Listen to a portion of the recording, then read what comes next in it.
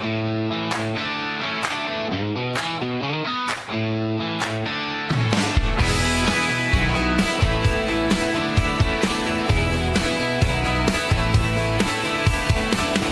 on the truck bed, mile after mile. Fields stretch out wide like they got a mind of their own. Red sign at the hall, coffee gone cold. Everybody talking with a fire in their bones.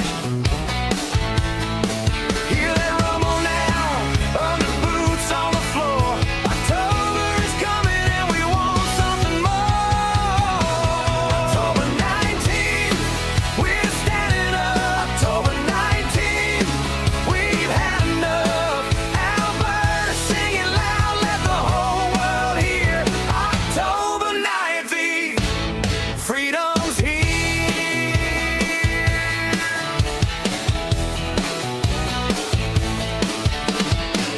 Hard hats on hooks, checks run thin, hands on the ledger and the same old grin. From the shop to the rig, from the barn to the street, people keep asking, what do we believe? Hear that rumble now, under boots on the floor. October is coming and we want something more. October 19th, we're standing up. October 19th, we've had enough. Alberta singing loud, let the whole world hear. October 19th, freedom's here.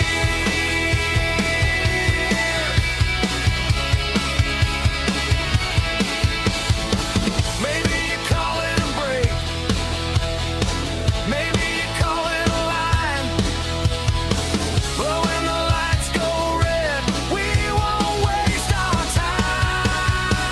October 19th, we're standing up. October 19th, we've had enough. Alberta singing loud, let the whole world hear. October 19th, freedom's here.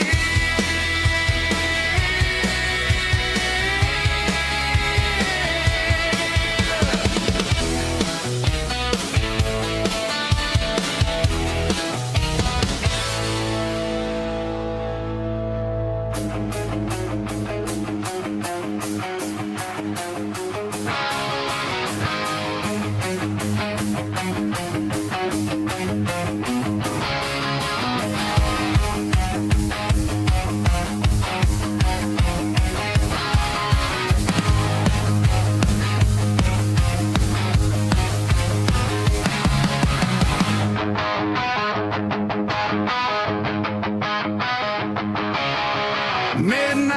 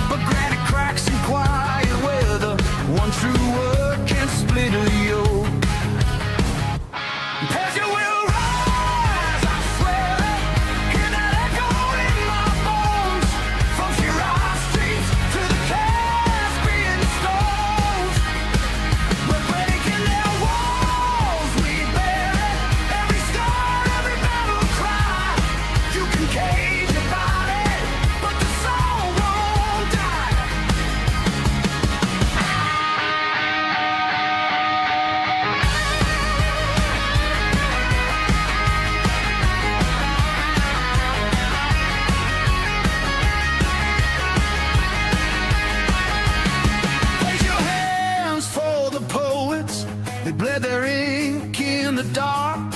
For the dancers in silence, keeping rhythm in their hearts. Hey! For the brothers in prisons, carving dates into the stone. You are not forgotten, you are not alone. Pressure will rise, I swear it. Hear that echo in my bones. From terror roofs to the ancient thrones. We're breaking their walls, we bear it. Every tear, every battle cry. You can cage your body, but the soul won't die. Pressure will rise. Oh, Persia, we're rise. We stand together till the falcon flies.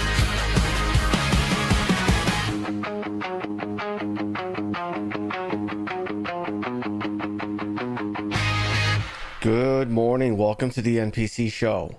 Deprogramming the world one NPC at a time. I'm your host, Frank. Today is Friday, August 28th, 2026. Good morning. Thank you very much, Sci Guy, for renewing your membership. He says, please hit the like, y'all. Become a member. Thank you. Thank you for the reminder to people. Yes, it's very helpful to become a member. $3 a month helps keep the channel alive. Thank you, everyone, for being here. Thank you, Sci Guy, for being here. Wow, you've been here for 29 months. And that's only because I started I enabled the membership thing very, very late. So yeah, it probably would have been longer. Actually, you and Jojo, I think Jojo is the only, she's probably gonna be the first one to get the 4-year one, which is the chicken shield, the hen shield. Yeah. Give me 1 second. We have a very long show today, guys. Mostly good news. Very long though. Very long. So yeah, I hope you guys have your lunch. Thank you very much. Bourbon renewed his membership. He says TGI Friday. Thank goodness it's Friday. Yeah, thank you. Thank you for renewing membership. And I hope everyone else will join. Thank you very much. Good morning to everyone. Good morning to, oh my God, I didn't even set this up. Did I? I didn't. Freaking knew it. Yeah, I have so many, I'm very sorry, Jillian. I had to dump so much stuff you sent me. Because there's already a lot of news to cover, and I'm already gonna have to like skim through a lot of it, otherwise it's gonna drag on forever. Yes, let's see, we got that. Boy, what a mess. I'm surprised my computer hasn't crashed. Oh, thank you very much. Who's that? Kevman. Thank you, Kevman, for buying a membership. Thank you, buddy. Yeah, thank you, buddy. You are awesome. Thank you for joining. Give me 1 second. I'm almost done here. Okay, we're done there. And last one. Okay, cool. I just had to. Oh, great. Now that's not working right. Good. Damn, that's a lot of tabs. You want to see how many? You want to see how many tabs there are? Yeah, look. That's like a solid 40 stories. Thankfully, most of them is just going to be, me plowing through it. It's not going to be very lengthy, but that's a lot of tabs. Good morning, Kim, Don, Doug. Good to see you, Dougie. David Stores, you too. Good morning, David. Mary, Daniel, Christian Moore from the Moore family. By the way, I did type my email address into the chat the other day. I think you asked for it 2 days ago, but I reviewed the chat after the show. I don't know if you're here for the rest of the show. Let me type it in again. thenpcshow@gmail.com. There we go. And yeah, you can send me your I think, what is it, your doggy photos or whatever, and then I can share them if you like at the end of the show. Thank you very much, David Stores, for the donation. Thank you, buddy. Thank you, David. Yay. I'm keeping the channel alive every single day. Thank you, buddy. Give me 1 second. All right. Okay, cool. At least there aren't a lot of stories piling in during the show. Good morning, Christian, Donnie, Kevman, new member, Kevman. Hello, Slong, Rodney, Stephanie Sprague, over on Foxhole. Good to see you there. Richard, Lisa, Miss Pardal, Sci Guy, Bourbon, Janet. Good to see you. Let's see, we got David Scott, Kevman, Diane. Good to see you. Is it auto renewal? I mean, I think you have an option to set it to auto renew or not. Your name's in green, so it is. You're still a membership. You're still a member. Thank you. Let's see, what else are we at? Joshua, good to see you, buddy. Good morning. Diane and Christian, hello to everyone. Hello to everyone over on Rumble. Dixie, Hobo, Super Trucker, Terry, Jillian, Mary, Mr. Carrick, good to see you. Campbell, Jimmy Rimjob, hello to you. Let's see. Check to hello. Stephanie is also on Foxhole as well as Seabear. Good to see all of you over there. So we have a very long show, so let's get going. Very short watch party though. We got like 30-minute watch party. It's only 2 little videos, and one of them is just like a nerd educational video. Huh? Anyways. Oh, super chat. Thank you, Christian Moore says, Frankie the man. Thank you, no, you the man for keeping this channel alive. Thank you, buddy. Hello, Electra Eye. Good morning to you. Thank you all for being here. Anyways, let's get going. First story of the day. This morning, a woman crashed into the gate at Mar-A-Lago. Yeah, another one of these, guys. Another one of these.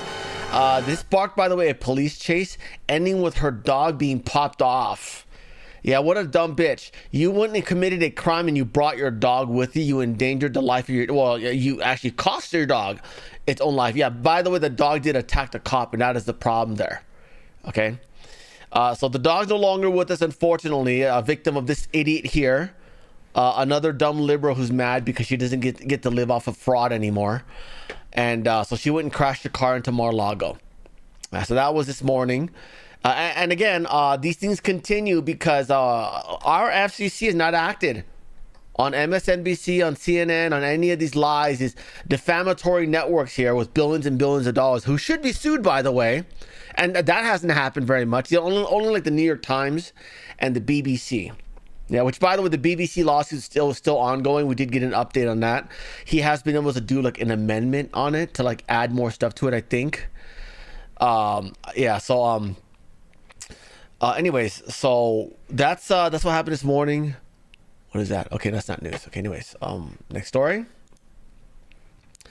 This is out in the UK. Third world migrants invaders are now being allowed to take over hotels entirely. Okay, the food is made for them. The food is free. They get to stay there. They get to live there. How are you? Oh, good fellas. Nice. Free lunch at the Holiday Inn. You're too white. You cannot be here. In there, same staff as well. How are you? I recognise you, miss, from last time. Miss staff. Can I go outside? Yeah. This also. They're ushering out media. Look at the light bulb head Somali here. Yeah. Yeah, we are. Yeah.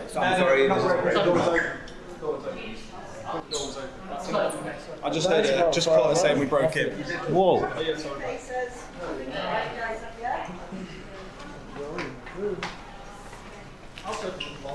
Yeah. Shredded So this is the chicken, state jacket- of the UK now. We got a wheel, guys. Look at that. We got a dum-dum. We got another one of those paid activists that is running cover for Lacey Clancy, the lady who offed her 3 kids. They're making excuses for them, saying she was hearing voices. Hey, well, I got news for you. All those people who hung the blacks back in the days, yeah, they were also hearing voices. So maybe we want to cut them some slack, huh? Maybe that. How about all the people who whipped slaves? They were hearing voices too. You know, we gotta just let all that slide. We gotta let all that slide. Yeah. All the cops who pop off blacks, they also hear voices. We gotta let that slide. We gotta let all that slide. Yeah. Yeah. Anyways, so you got life while the wheel really hates you. That's how dumb you are. Yeah, guys. Hey, how about you get a real job and stop spreading propaganda for murderers, baby killers for a living, huh? What a dumb person. I swear. I'm telling you, this is Canadian. Wait till we get to the Canadian story about how they are. There are doctors calling for the put down of babies who have birth defects. Yeah. But again, they're not really gonna have birth defects. They're just gonna tell you that you won't be able to know because the baby can't talk, right? They'll be like, "Oh, this baby's tarded. We got to put it down." And they're like, "All right, good. $250,000 of organs here. Here we go. Go. Take it. Put it down. Take the organs. Sell it out. Sell it to China. They'll do something with it." Yeah. Dude, Canada's fallen, man. I'm telling you. Their GDP is so shit now that they gotta encourage people to allow their version of Planned Parenthood to part out your bobbas for money. That's the Canadian economy now. Acquiring healthy bobbit organs for China to part out and sell. Yeah, it's going to be one of the greatest Canadian exports out there. Forget maple. We got Vermont maple. We've got Virginia maple, right, Jillian? Jillian knows people who makes maple in Virginia. Yeah, we don't need the Canadian maple anymore. They got bobbit organs, okay? Bobbit organs. That's the state of the Canadian economy there. Next story. This is out in the UK. This lady here is blocking a red truck. Oh no, I'm sorry. This is out in Spain. This is out in Spain. This is a lady here blocking the Red Cross truck. You know why? It's because they have never been there for the citizens when they needed help. In fact, these Red Cross trucks are only offering aid, free stuff, to the illegal migrants from Africa who are killing Spaniards. Yeah. I see you guys have found better things to do with your time than to spray water guns at tourists out in Barcelona.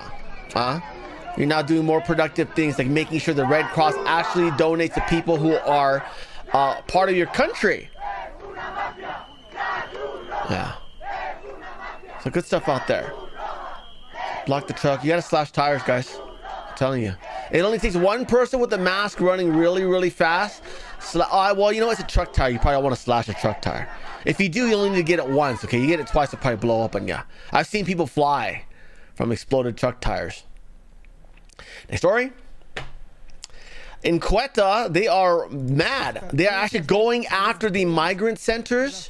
Not migrant centers, but their tents. They made makeshift tents out on the beach. They're swarming all over Quetta. And they're burning their property, guys. Look at that. That was a tent burning. These are pissed off people. He's holding a stick. He's ready to start swinging. Look at these angry people. Good stuff. Good for you guys.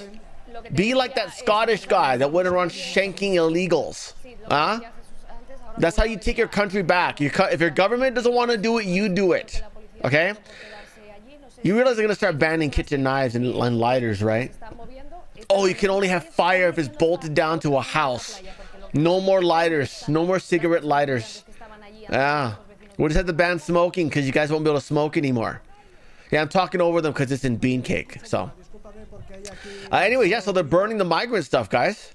Yeah, there's more. There's more. This was sent to me by the lovely Jillian here. Look at this. No, that's not it. There we go. Yeah, get them. Get them. Look at those men. Look at those men do their thing. Don't worry, guys. The women are also helping, okay? We don't expect the women to get violent because, you know, we want them to be nice and ladylike. Not like the ones in my generation in this country, right? Yeah, but the women are, you know, they're there. They're being supportive of their men as, you know, women used to be in this country. And they're cheering them on. You can hear them. Look at that. Yeah, they're not just like shooing them away, guys. They're breaking their stuff. They're dragging everything around. Look at that. They're mad. They're mad. Good for you guys. Good for you guys. Get your country back. And go invade the rest of Africa while you're at it. They got a lot of cobalt, I hear. Yeah. Look at those beautiful flags.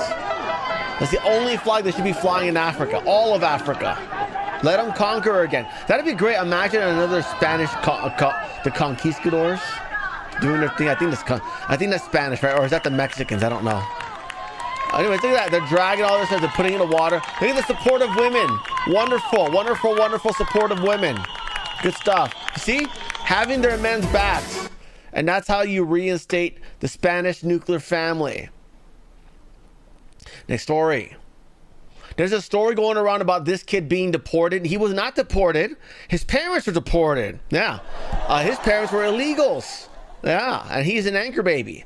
And the reason why he's gone is because he went with the parents. He could have stayed. The parents could have been like, oh, you stay, you have better life here. No. They want the baby because they want free labor, or they want to sell it later, or they want to rent it to some disgusting billionaires, or they want to sell it to China to part out.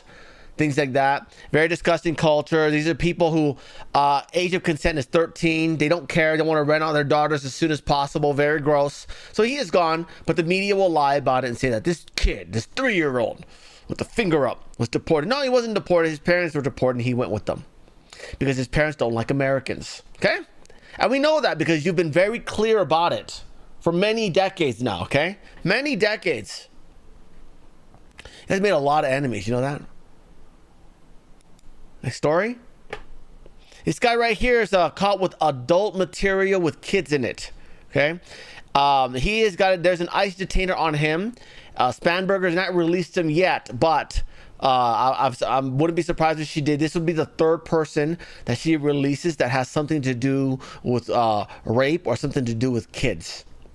Okay, and this is, I'm talking about in recent days that we know of. I'm sure there's many more that have not just it just hasn't hit the news wire. So ICE is asking her to not release it. We haven't heard any updates about it yet. But again, get a gander. This is what people look like these days when they like kids, because they're short. Yeah. It's funny how we used to have that stereotype, Asians like, oh, we're all short. I'm 5'8". I grew up eating a lot of cereal. I love cereal, okay? Nothing better than ice cold milk with cereal in it. And I turn out taller than anybody in the house because I drank a lot of cereal. These guys don't. So they're short. That's what they got to go for after kids. Next story.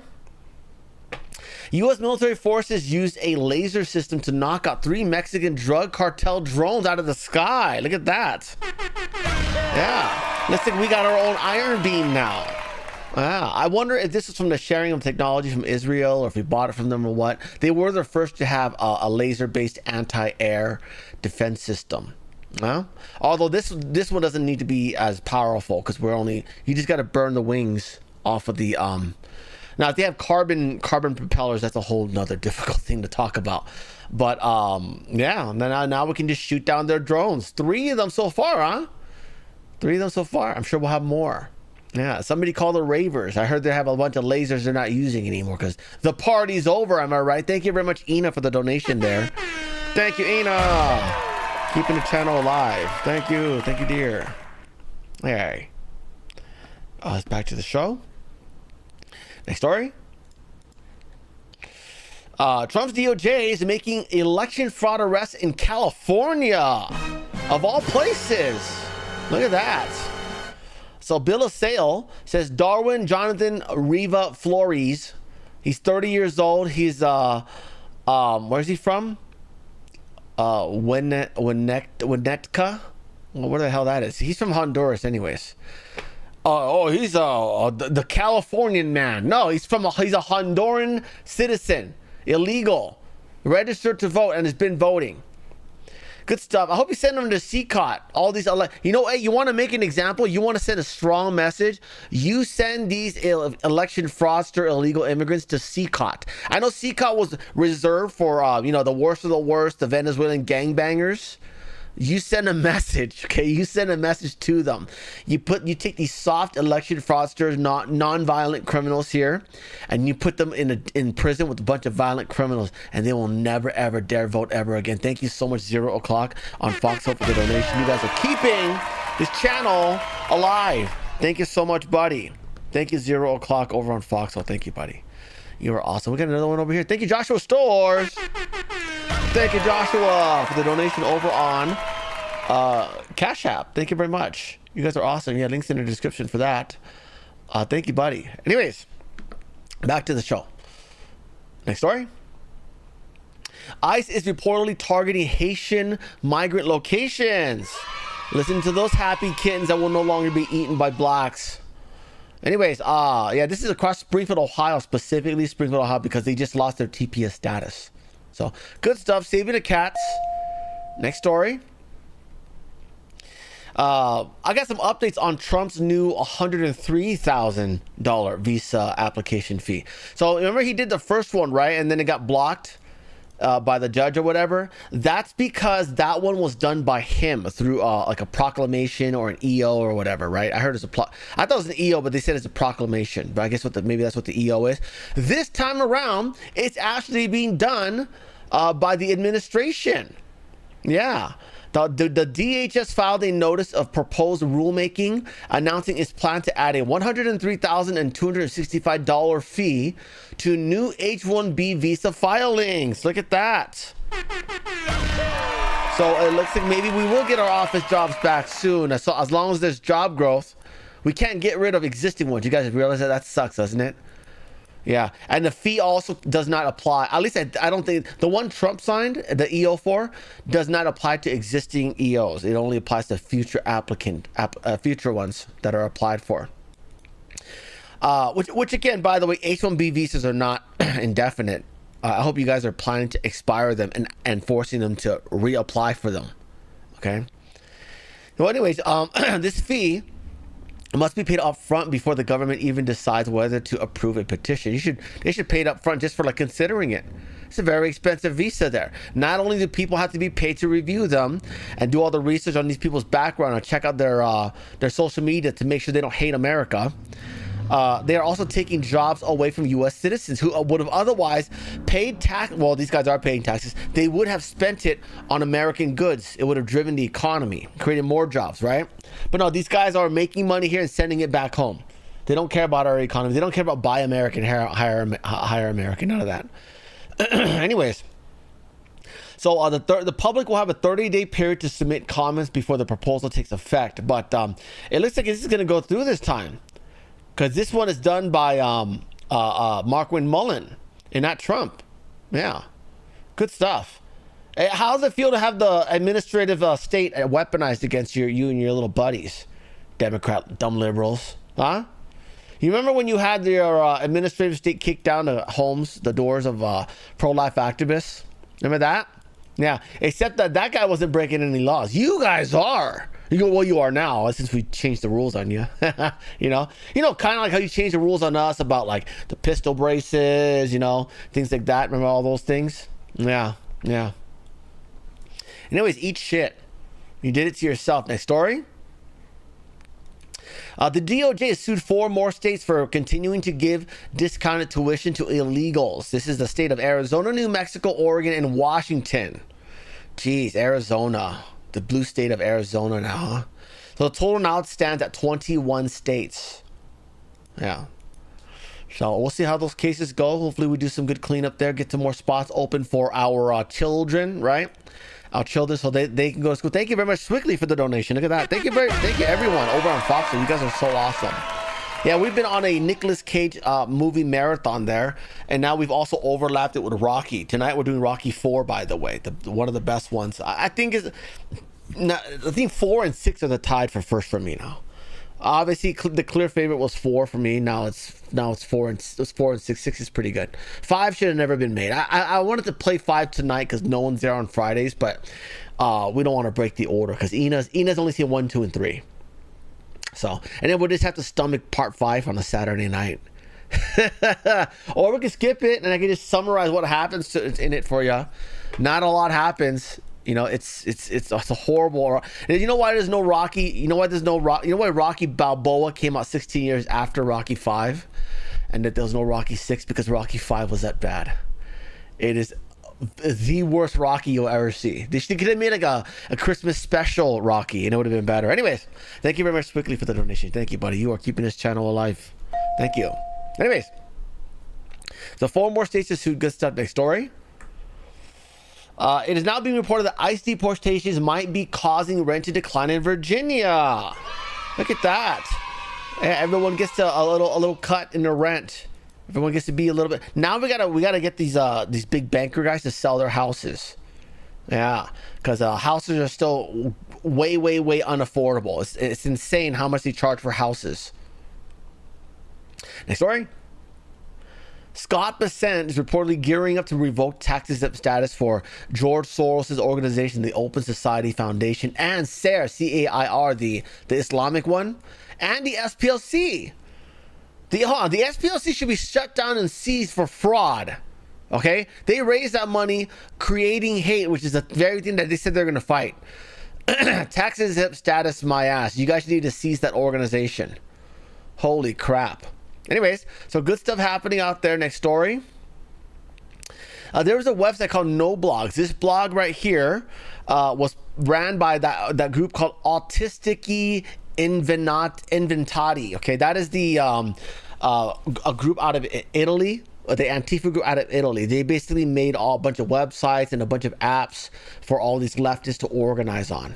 Okay, that was you guys remember when I only briefly covered it, but sometime last week, Trump basically decriminalized our countrymen from hacking adversarial nations. That happened last year, right? And so what happened was that happened, and now suddenly we're hacking. Look at this. So no blogs has been updated to become Trump blogs. And it says here, it's not, they left a note. They said, it's not my fault these retards don't know how to code. All user data has been saved and given to the United States government, hacked by Miles Taylor. You probably want to leave an alias because you don't want them to know who you are. I hope that's not your real name. Yeah. Anyways, good stuff out there. That is hilarious. That is an interesting little coincidence that happened. Like, you know, bam, he decriminalizes hacking adversarial nations, and then here we go. You know, terrorist organization. So he decriminalized hacking adversarial nations and organizations, and then what did he do? He declared this group terrorist organization so that they're officially adversary, and then now they're hacked. So that a very interesting little timeline. That's not a coincidence, I'm sure. Anyways, story. Three more FEMA workers were fired after the Inspector General found that these crews skipped homes who had Trump signs or American flags. Remember, they were instructed to skip houses that had patriotic or Trump supporting like decor on their houses. So 3 more have been fired. They need to be arrested. Okay, people died because of that. This is not enough. This is not enough. Anyways. Job loss is not enough. They need to be at the very least sued and dragged through the mud by these families. Wherever area they were patrolling, those families need to be sued. Someone needs to sue on their behalf. These 3 people. Okay, I'm sure they've got a lot of money to take. Next story. A Virginia man who is a former DIA insider, threat employee, he pleads guilty to giving U.S. secrets to a foreign government. This is he right here, a little wannabe Aaron Imholt there. Transcribed classified information while at work and secretly removed it from his workspace. Left a thumb drive at the Northern Virginia park containing information classified as top secret. Told the supposed foreign contact he was interested in obtaining citizenship in that country and was not opposed to other compensation. Also, he later allegedly hid additional classified information in his clothing before attempting another transfer. So the FBI arrested this person on May 29th of 2025, that's his last year, after receiving the additional documents. Federal officials say the case is especially striking because his job at the DIA was focused on insider threats. Yeah. The very type of conduct he ultimately admitted committing. Yeah. That's funny as a dabble verser right there. I'm for fun. He knows who the toe is. He does. He looks like Aaron Abel without glasses, right? Yeah, looks just like him. I was like, whoa, is this guy in trouble again or what? Oh man, I love the Dabbleverse. I haven't been able to watch. I've been watching. I've been trying to learn economics lately. So I only watch Nobody Likes Onions anymore. It's sad, right? That's one of the best shows ever made.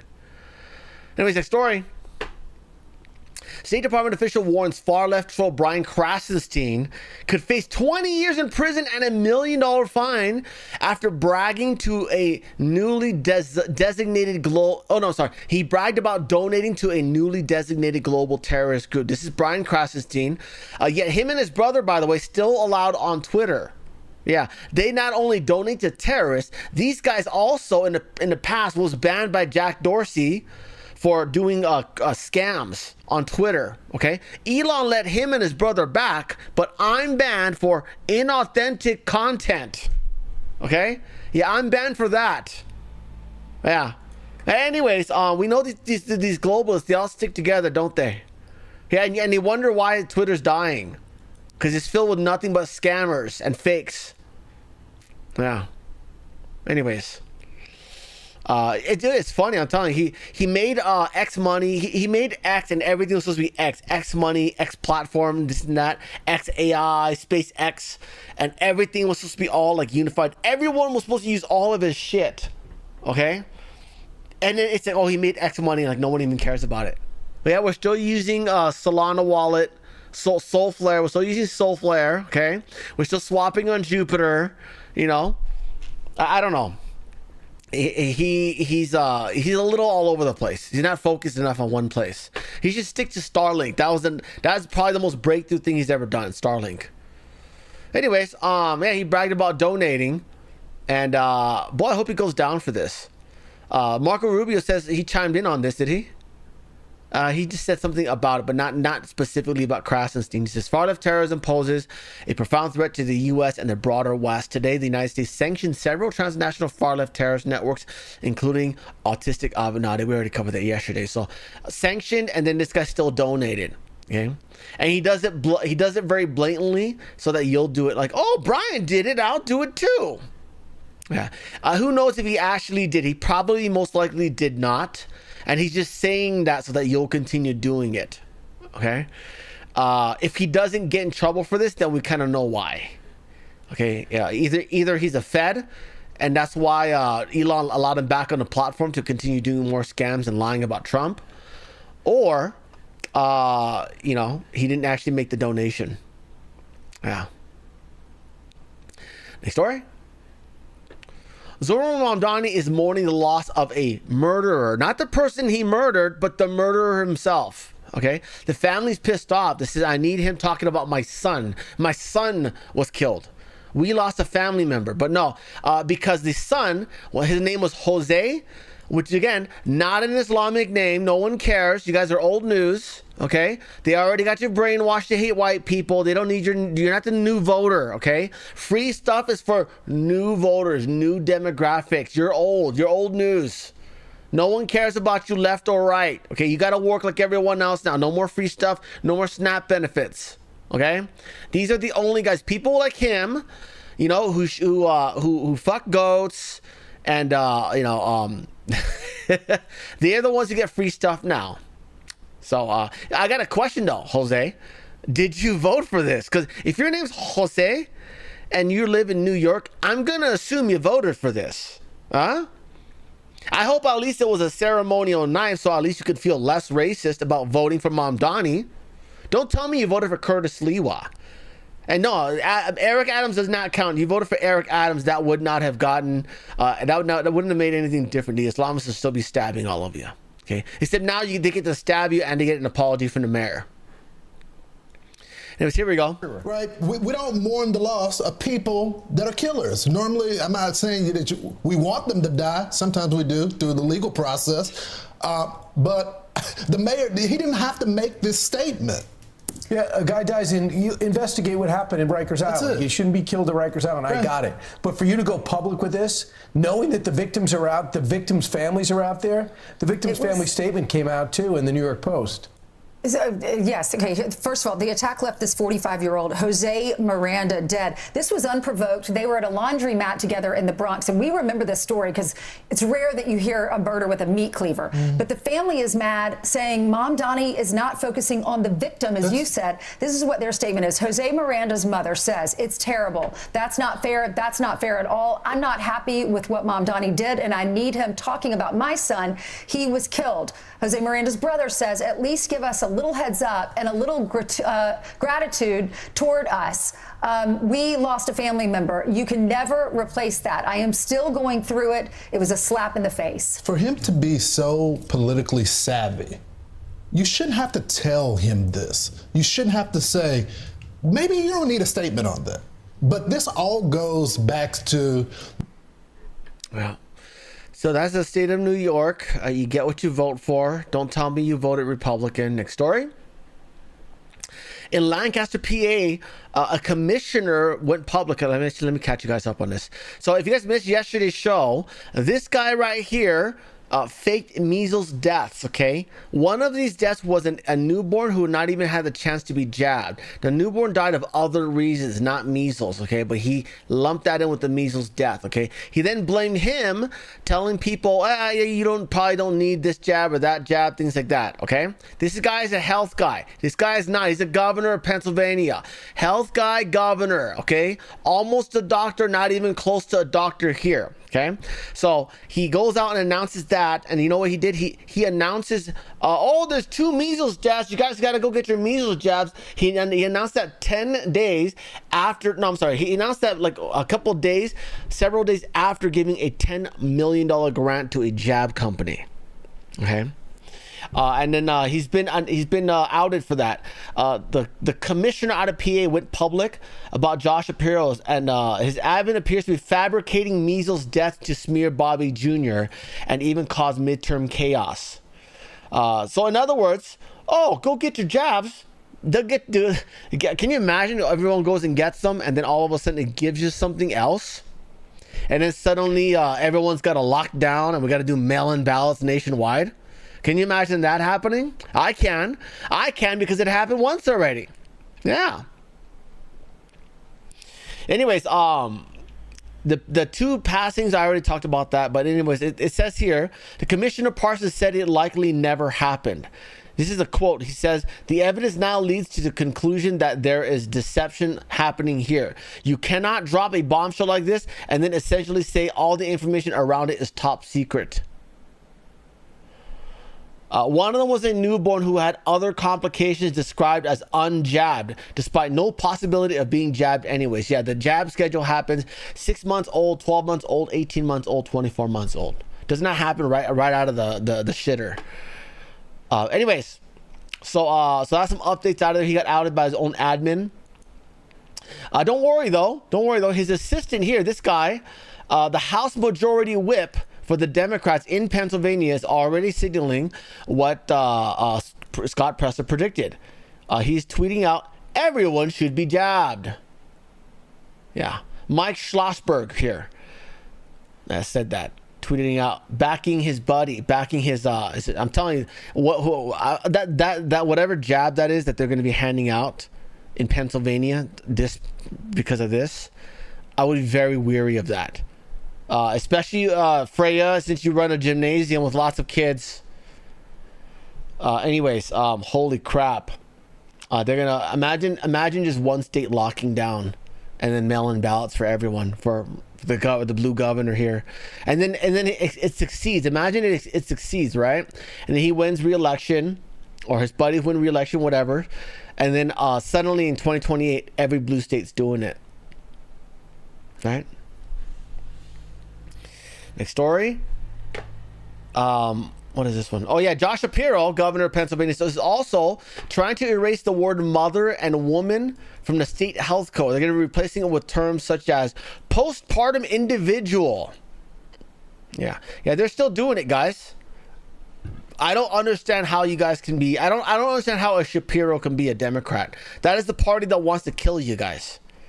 And you're just like, oh, it's okay as long as I'm in power. You know, I got money. I can hire a security guard. My kids want to have guards in class, but you know, they can take a stabbing or two. It'll be fine. Anyways, I'm telling you, it's a shocker, man. They're complete sellouts to their own religion and race. Next story.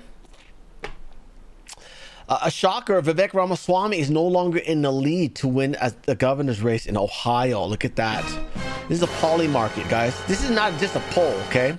Polls can sometimes be bullshit depending on who you're asking, how you're asking it, and what narrative you're trying to push, okay? You might even just make up a fake poll and never actually poll anybody, okay? But poly market is a place for gambling addicts where you can bet on stuff, okay?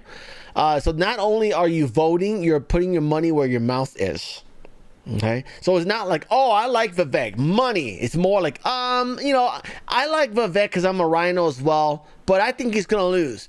Money on Amy. You know what I mean? And then if you lose, it acts as a consolation prize, right? So again, poly market, that's where the money's at. He's losing 47 to 53. Yeah, that's not even close. It's not even close. And by the way, hey, Republicans, this is what you get for running a rhino. All the red flags were there. All the red flags were there, and you still run him. Holy crap, man. You realize they're going to have a blue Congress, but you have any idea what the governor can do just with EOs and basic fiscal policy, redirecting funds from like things that are important, like the police, to like, I don't know, BLM, trans causes, things like that. Drag queens. Ohio, dude, things were already expensive enough in Ohio because of the local blue mayors. Now you're gonna have a blue governor named Amy Acton.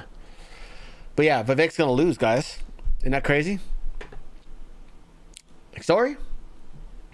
Here's it's not a shocker actually. Fetterman is losing in the polls against in the primaries. Look at that. He's not up for re-election this year. His re-election is going to be in 2028. But according to polls, John Fetterman is down 51 points. Only 24% of Democrats are willing to support him for re-election. Yeah, and after witnessing Fetterman vote to protect Fauci, there's not a chance that we will be helping you. And I hope Scott Presler rescinds his offer to help this guy get reelected. Okay?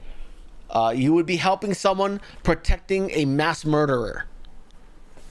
Anyways, so it doesn't look like he's going to get reelected, in my opinion. Unless he switches parties and then the GOP is just completely asleep again. And they're like, oh, it's okay that you pardoned, it's okay that you voted to protect Fauci. You know, he tried, huh? Anyways, yeah, that's a shocker of a poll right there. That's like not even close. You know what I mean? Next story. Some updates on the case with Meta. I thought they got sued in California. Okay, so if you don't know what's going on, Meta got sued for creating their platform to be as addictive as possible for kids. All right, they got sued for $1.5 trillion. Yeah, that is big. That's literally what the company's worth. Okay, they apparently offered a settlement of $15 billion, which again is like a fraction of that. What is that, like 1/10% of what they got sued for? And I think people thought that they'd come to an agreement, but James Uthmeyer said no. He's the AG in Florida, so I thought he got sued in California. Unless this is a whole different case, I don't know. But he still says we're not looking for a cash settlement. We're gonna actually go after them. So anyways, he says he tells Mets to shove it. He is going to trial rather than taking a settlement to seek billions of dollars more for causing addiction and disorders in children. So I think I think the lawsuit probably was in California, but he is now going to be, because once you're convicted, once you reach a settlement in California, you're admitting guilt, right? So I don't know if this qualifies as double jeopardy. This is, after all, a different state. By the way, if this is not double jeopardy, it's some great advice for all the red states. This is a great way to raise funds for your state, okay? You can raise funds, you can cut taxes, everyone loves you more, you get more votes, and it's all paid for by Facebook. Huh? Ideas. Huh? Anyways, next story. So some good news and bad news. Okay, so the good news is U.S. Postal Service announced that President Trump's mail-in ballot security rules will be taking effect for the 2026 midterms, meaning the one this year in a few months, okay? However, the same judge who did the order to block it to begin with, and then they got overturned by the Supreme Court, she's now blocking it again under a different rule. So I don't know how this is going to play out now. We're way too close at this point to the midterms. I hope the USPS still continues to do this mail-in ballot security check thing. I know Arizona will not. Chris Mays from Arizona, the AG out of Arizona, told Trump to shove it. She said, "Over my dead body is that rule going to go into effect." So Arizona will not be doing it. So I don't know what's going to happen here. Obviously it's going to be a standoff of all the AGs. We got her, and then we've got I got the update on where is it? What the heck? Where is it? Okay, that's the national emergency one. Anyways, I guess I'm not gonna I didn't park that story. Anyways, the Democrat clerk's office employee in Arkansas gets 0 prison time after pleading to a felony for illegally altering 132 voter records. Yeah, so that's what's going on in Arkansas, guys. I like to know it's a Democrat clerk. It's an employee of the Democrat clerk's office. So this is probably the capital. What's the capital of Arkansas? Damn, I forgot it already. Anyways, so there's that. And then also in Oregon, A clerk registered 397 inactive voters on a single day. A single day. 397 inactive voters in a single day. Investigators say 40 of them are dead and one voted 14 years after dying. So again, this is still going on in all these blue states and blue counties. We are not making enough headways in this, guys. This is going to be a very, very close race this November. And I'm not optimistic about it. Next story. President Trump reposted this. This is an article out of the Daily Mail. They talked about what Trump's response to declaring a national emergency to secure the 2026 midterms. Trump's 5-word response was, stranger things have happened, okay? Yeah, and we're talking about the pandemic here. You know, the cough that they used to steal the election and then sell a bunch of jabs to us? Yeah. Next story.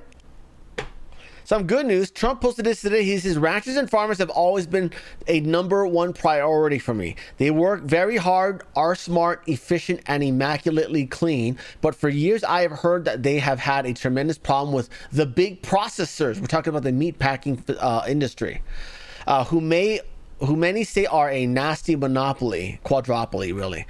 There are essentially 4 of them, a very non-competitive number, 2 of which, by the way, are owned by China. Heavily staked by China, and they make life miserable for our wonderful farmers and ranchers, and I can't let that happen, can I? So in order to break this powerful monopoly with much of its own ownership based outside of the US, I am authorizing legal documents to be drawn in order to allow farmers and ranchers to be given the right to process their own food. This should move quickly. So good stuff. I had no idea that farmers, ranchers were not allowed to slaughter their own meat. So this is good news here. I would go one further, Mr. President, and create a little stimulus package for this. Because as you know and I know, margins are very slim in farming, especially after all that woke shit, all the green energy, carbon bullshit that Biden and Obama did. Okay, so I would not be against creating a reserve of money to loan out to these ranchers to get them started on this. Okay, because we know that they want to do it. You guys know how much cattle is culled every year because there aren't enough buyers, and the only reason why there aren't enough buyers is because the meat packing industry can only cull so many cows a day, and much of it, by the way, actually gets sent abroad.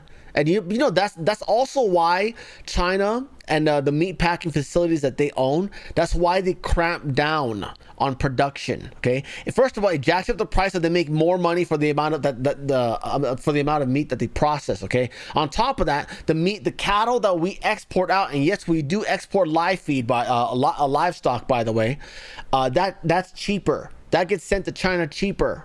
Okay. So the reason why your prime steak is so expensive is not exactly because, oh, we export to China and China has a very robust middle class now. They don't have a middle class anymore. That's gone.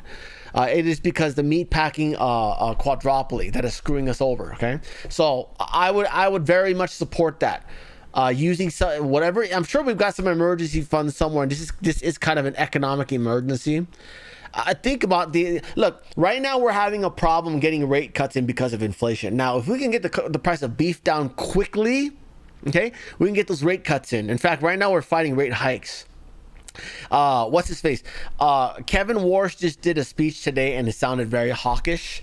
It does sound like, and by the way, according to the 2-year bond yield, it looks like we are going to be getting rate hikes this year, at least 1, probably 2. After his speech today, which came off very hawkish, it does seem like they're going to be hiking rates this year, and they are, you know, because inflation is supposed to be at 2%. It's not. It's at 3.3, and so it looks like they're going to be raising in December. Definitely in December, possibly another one in September. So, but if this got going, you know, could probably cut down that inflation real quick. Next story. Some more good news. New York is getting their first nuclear power plant in 40 years. Good stuff. It says it's going on U.S. Army grounds and will be fully operational as part of a $2.2 billion project. Wow. Wow. Good stuff. Good stuff. You guys should probably replace 3 Mile Island, by the way. You guys know all the power plants that have ever melted down and failed, they were all designed in the 70s, including 3 Mile Island. Fukushima, Chernobyl, 3 Mile Island, they're all designed in the 70s. They're all the old designs that can have problems. So the newer designs don't. You have to really try to get it to melt down. But good stuff. Good stuff. They're actually going to be building more nuclear power plants. Next story. In Nigeria, their military is going around confiscating homemade guns from Christian communities. Yeah, I think we all know why. Okay, does it sound familiar? Does it sound like a certain government that we had recently that tried to grab guns from Christians and then invite a bunch of Islamists into the country to slaughter them via knife? Sounds familiar, doesn't it? Because it is. Yeah, it's the same regime. It's the same death cult that worships a pedo who married his 9-year-old cousin, who keeps pushing gun control. Okay. So anyways, that's what they're doing out there. This is a mugshot where they made him hold that gun for a mugshot or something like that. But that's really bad. I wish we'd wrap things up in Iran and start heading on over to Nigeria, because we got a lot of cleanup to do there. Okay, they're still slaughtering Christians every day there, every day. Next story. Scott Bessent has blocked the first bank ever in this whole economic D-Day that he's been talking about. This bank, by the way, surprisingly, is in the UAE. Yeah. He made the announcement on Monday. It says, if you continue to work with Iran, we will de-dollar you. We will kick you out of the SWIFT system. You will not be able to transact using USD. Yeah. And guess what happened? This bank here called Banque Misr out in the UAE has been de-dollarized, de-USD'd, disenfranchised. These guys are not even our enemies. These are our allies. I thought it was going to be China. No, UAE. Oh, and by the way, this can, the de-banking, if you guys heard the speech of Bessent on Monday, they did talk about kicking people out of the US dollar system if they continue working with Iran, right? There was a very short mention of, like, examples of some companies, right? But there was no mention of anything from China, okay?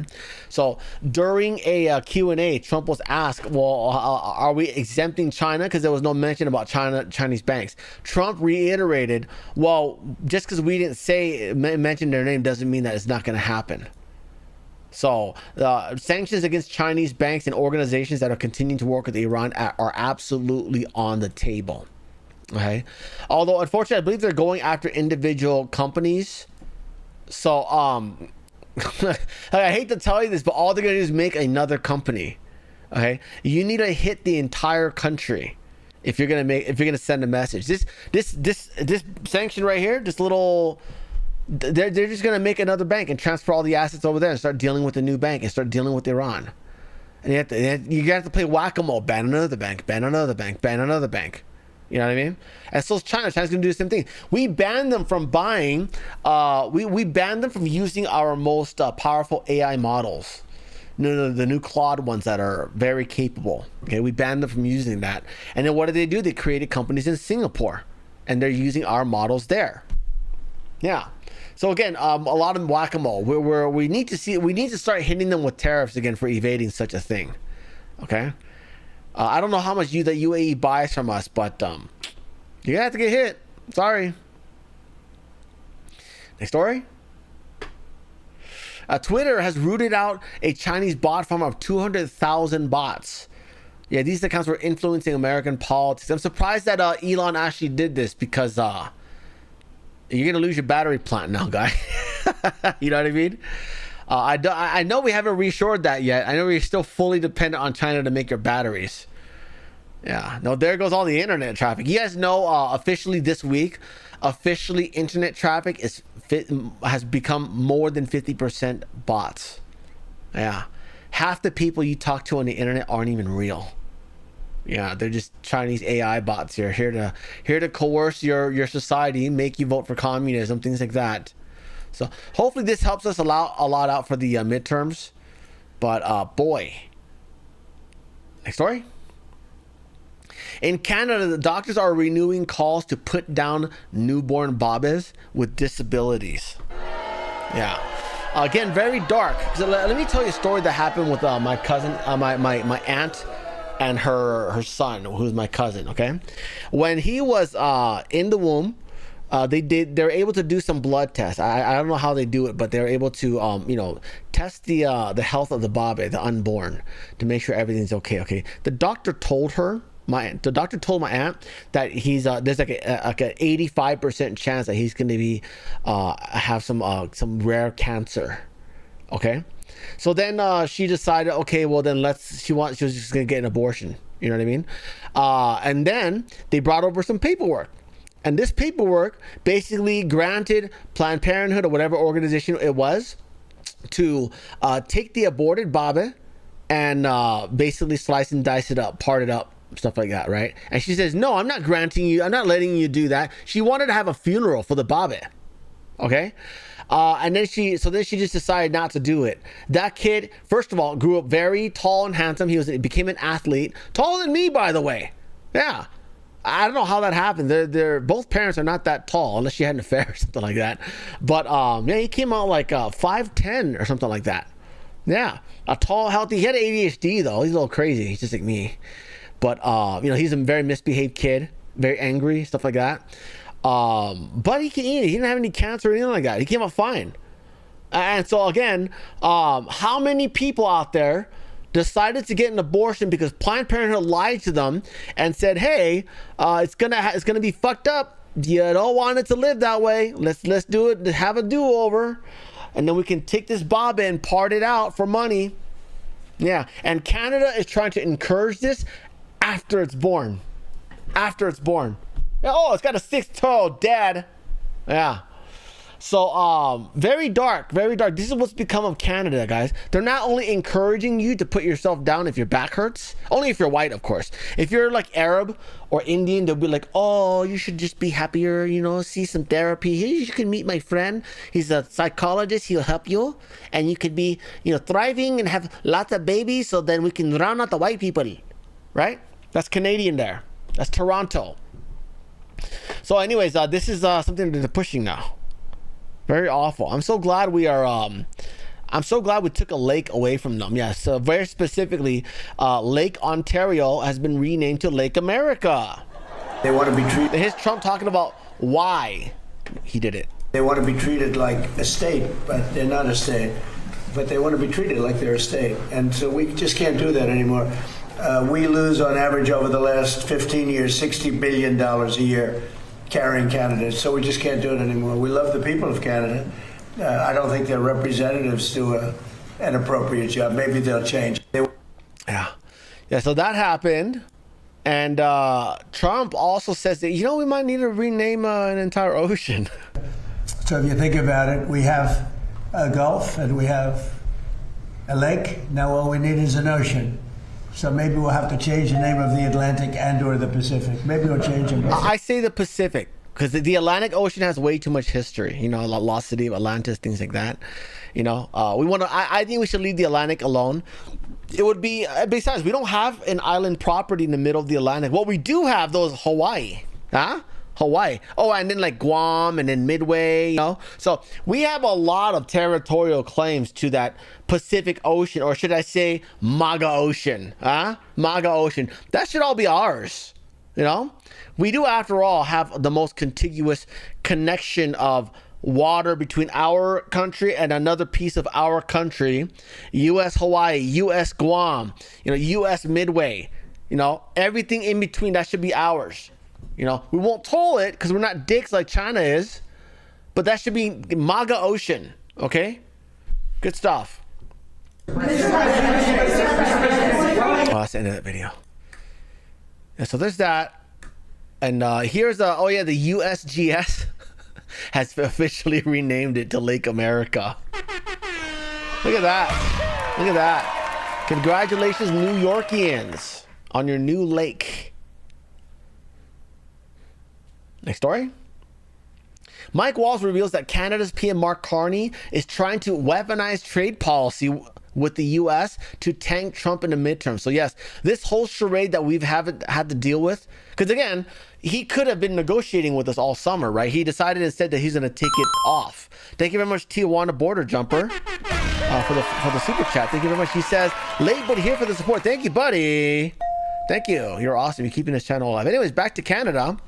Remember, this guy, what he took the whole summer off. He could have been negotiating trade deals. He hasn't been doing it. Why? Because he wanted to fuck things up right before midterms. Okay. And thankfully, NVIDIA saved us for another 3 months, okay? NVIDIA's earnings came out on Wednesday. They blew out earnings. Guidance is also pretty good. And that's going to keep that AI bubble going, at least until December, okay? Wait, August, September, October, November.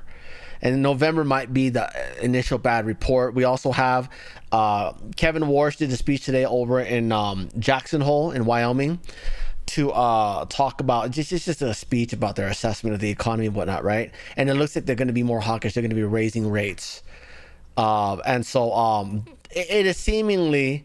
And by the way, a lot of you are like, a lot of you who might be disappointed in Kevin Warsh saying, "Oh, he said he's going to cut rate." He's still going by the book. He still has to go by the book, because if he just goes and cuts rates while inflation's a little high, okay, what you're going to end up doing is you'll boost the economy for now, but you'll fuck it over for the next 10 to 30 years. You know what I mean? So he still has to play by the book. But what he is doing, and I have been watching his speech, usually here's what Jerome Powell would have done, okay? Jerome Powell would have come out and says, well, inflation's a little high. We're probably going to be doing two or three rate hikes this year. Then the market just dumps. Oh, crap, we're going to get rate hikes, okay?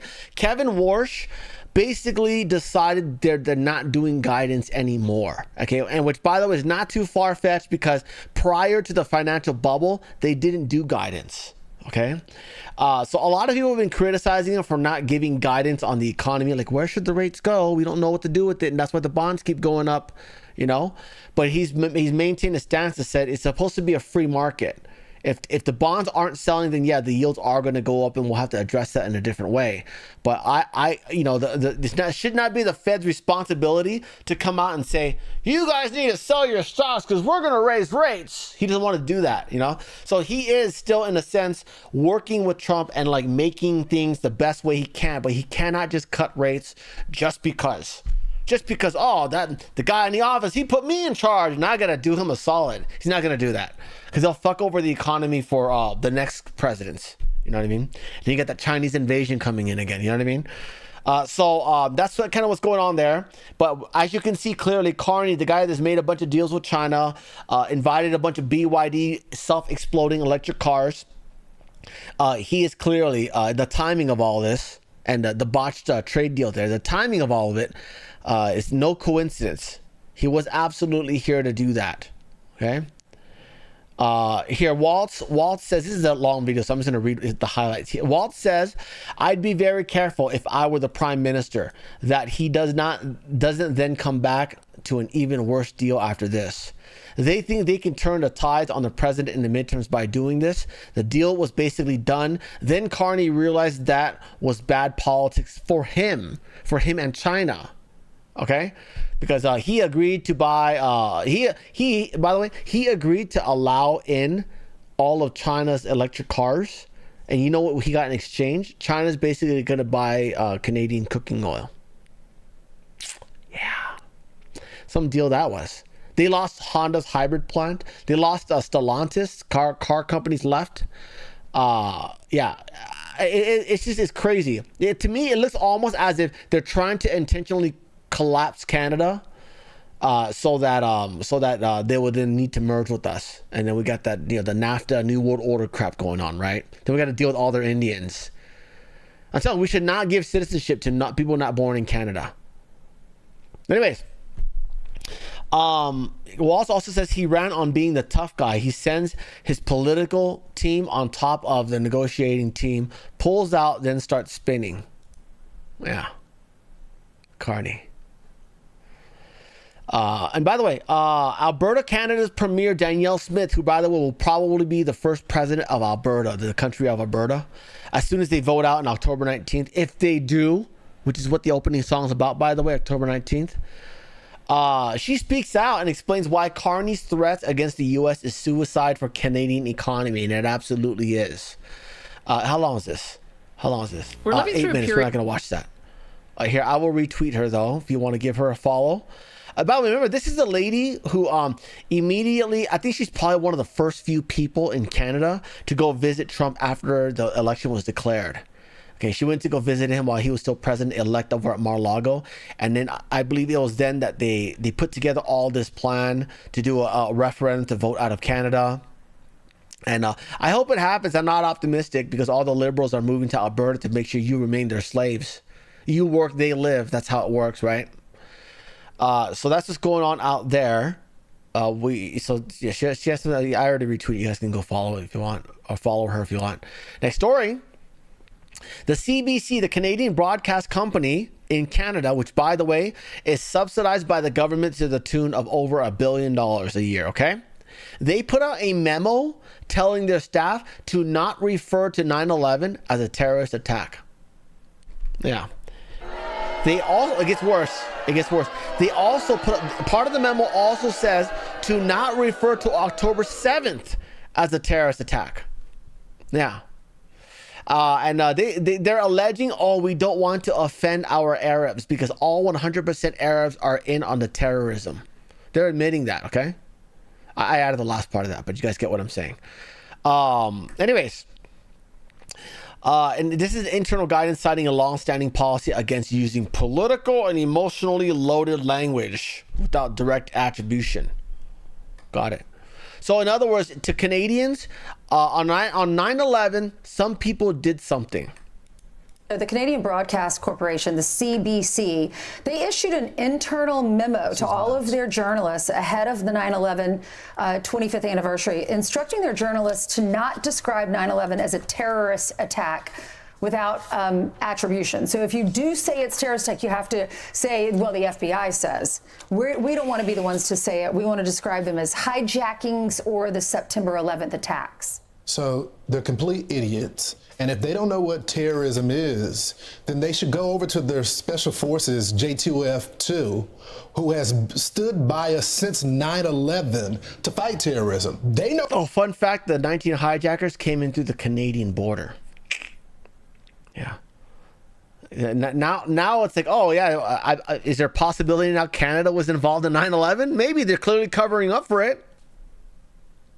What it is, because they're Canadians, they're special forces, and they fought next to our Delta Force, our Navy SEALs, Green Berets to fight terrorism when we were attacked. I think this is idiotic. I think they know what they're doing. I think they're trying to be woke, but I don't think that resonates with their military who stand side by side with ours. You're friends with a lot of the military men up there. Yeah. Well, give me 1 second. A few new things just popped up. Let's see. We could probably watch that post show. We're almost done, actually. I'm surprised this is all barely 66 minutes. What is this one about? Okay, so so there's that. There's Canada for you. France is trying to ban words that are synonymous with America. Okay, terms like the word Black Friday. They're essentially trying to divide themselves from our culture in every way possible, as it seems. So they're probably, this is probably their way of getting in on this little political war that we're having with them right now. So there's that. Next story. Let's go back to this real quick. Hold on. Got a couple of pop-ups. We'll watch that right now, actually. Updates on Josh Shapiro refused. Well, you know what? We'll add that to tomorrow's show. Because that's way off topic. We got something that came up in Russia or in Ukraine. The Zaporizhzhia power plant has been hit by a drone. It is apparently Europe's biggest nuclear facility hit by a drone. This is today. Great. Thanks for taking forever to load. Let's see. Radiation levels at the site remain normal. Where is Zaporizhzhia again? Search. I forgot, this is in the Donbass or is this in Russia? I'm trying to figure out who did it. Oh, that's in the Donbass region is here. Russia does have some territory here, but this is probably not under Russian control yet. So whose drone was it? Was it Ukraine or was it Russia? I don't know, I can't tell anymore. Anyway, so that's what happened there. All right, back to this. What else was there? Something else just popped up. Rubio has just revoked the visa of an Iraqi national who was on the FBI terror watch list, who was given the International Women's Courage Award by Biden. Yeah, so she's on the way out. Good stuff there. Okay, so let's park that. I'll cover this again tomorrow because that's some good news we can use on a Saturday morning. And then we've got this one. By the way, the King of Norway died. And so this is his casket being that's his casket being transported. King of Norway, if you don't remember, his daughter is the one who was exchanging emails with Jeffrey Epstein, gleefully cheering that, "Ooh, I'm so happy we get to sterilize 2/3 of the world." Yeah. The crown princess of Norway. So I believe she's queen now. Yeah, and then her son's facing jail time, which will probably be pardoned real quick, right? If they had that system there. Anyway, so that's a little regime change going on in Norway. I don't expect much different to change out there, considering we got another Epstein plant running that country there. And aside from that, we got this thing here. No, not that one. This one. Let's see. Oh, there it is. This is out of Indonesia. Those are buses transporting people there. Yes, it is about to crash into other vehicles. If you don't know how things work out in Indonesia, the buses race each other to try to get more passengers. They want to pick up more people because they make more money doing so. So here they are playing chicken with opposing traffic to pass each other, to get in front of other buses, to pick up more customers, to make more money. Yeah, very, very dangerously greedy there. People call Americans greedy. That's some third world shit right there. That is very disturbing. Holy crap.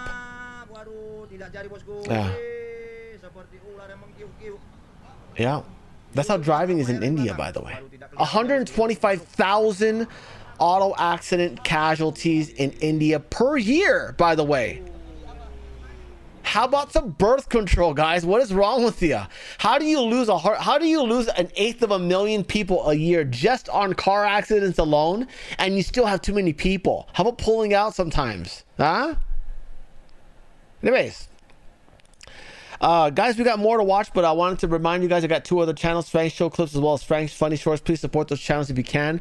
Thank you to those who've been hyping videos on this channel. Please hype them on that channel. They do get more points when you only get 3 hypes per week, and it's worth more on small channels. This big channel here, you get like 100 points. That one over there's like 2,000. Cash App, buy me a coffee, subscribe to our Patreon, or ways you can support the channel. Or you can be like Jay Knight and buy a membership and help keep the channel alive. Or you can do that on Rumble like Jillian and Campbell, and you get access to our Rumble Premium Hangouts. It's $5 a month there, but you get to be part of the Hangouts. Yeah. You can also buy a membership over on Foxhole. Foxhole, look at that. Thank you again, everyone, for all the donations today. You guys are awesome. I don't know what I would do without you guys. And thanks to your donations, I can continue doing this longer. Anyway. You saw the clips of Trump. He is speaking at NASA right now. So I'm going to go ahead and add that to our watch party. We will keep YouTube on for now. And then we will cut off and watch the other stuff on Rumble afterwards. I'm waiting for this to load so I can add it. He's basically giving the Congressional Space Medal of Honor. Look at that, guys. So let's see. I'm setting up real quick. Here we go.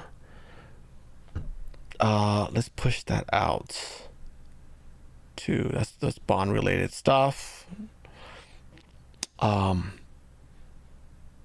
Here we go. Where is it? There it is. Hit the like button, guys. Share it out. Thank you very much. Thanks for being here. Hi, Lisa. It's loading right now. All right. Where are we at? Come on. They didn't trim it yet. I guess they didn't trim it yet. Yeah, they didn't trim it yet. We'll just start right when Trump speaks. There we go.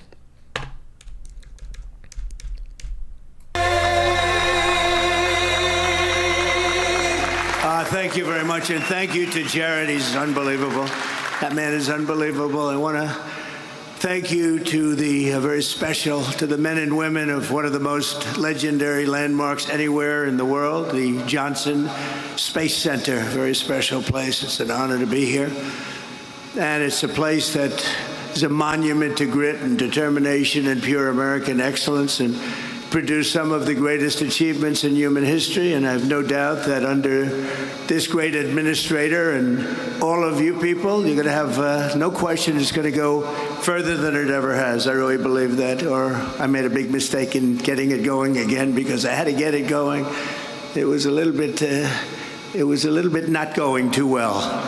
You know that better than I do. We gather here on these storied grounds, though, to celebrate the immense courage and service of 4 intrepid space heroes whose sense of daring and adventure led them further from Earth than anyone has ever traveled before. Incredible. That was an incredible evening. For us, it was evening. A lot of different times all over the world.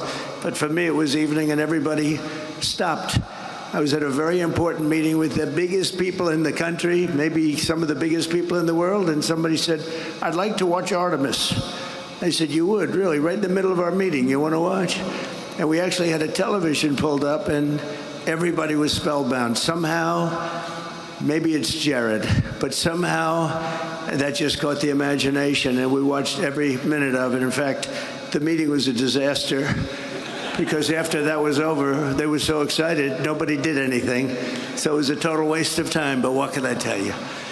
But it really brought spirit. There is a spirit that we didn't see in this space so much, and now you've really brought it back. And today we're proudly awarding the Congressional Space Medal of Honor to the remarkable crew of Artemis II.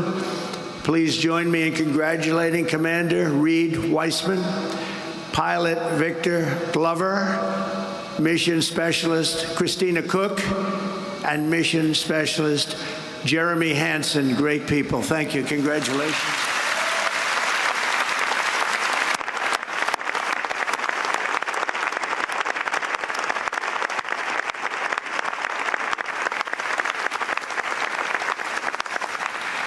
Then I'm going to be presenting them a little something in a couple of minutes. But these astronauts did not do it alone. I want to salute all of the engineers and scientists, launch and landing specialists, everyone at NASA who helped make this mission a great success. I had an uncle who was a great scientist, a great man. He was at MIT for 41 years, Dr. John Trump, and he loved space. He used to tell me about space, all space. He would throw in the word nuclear every once in a while, but he loved space. So I guess we have genetically, I believe in that stuff. I love it. I find it so interesting, so amazing. It's very special. Thanks to also Associate Administrator, Chief Engineer Amit Shathriya, and that's Artemis II Lead Flight Director Jeff Radigan, Artemis II Landing and Recovery Director Lily Villarreal. And thanks as well to friends of NASA. We have Senator Ted Cruz. Where's Ted? Are you here, Ted? Look at this guy. He's a good man. Stand up, Ted. He is a good man. We've had good moments and bad moments together. And I will tell you, he's good and he's smart and he loves what he's doing right here. This is something special, right, Ted? Also, another great warrior and friend of mine, Brian Babin, representative, congressman, does a fantastic job. Thank you, Brian. And Jake Elzy. Jake, thank you. What a group we have here, huh?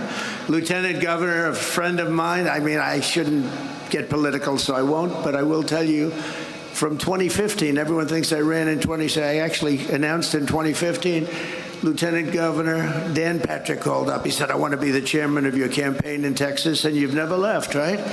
And we won it in record votes. Nobody came close.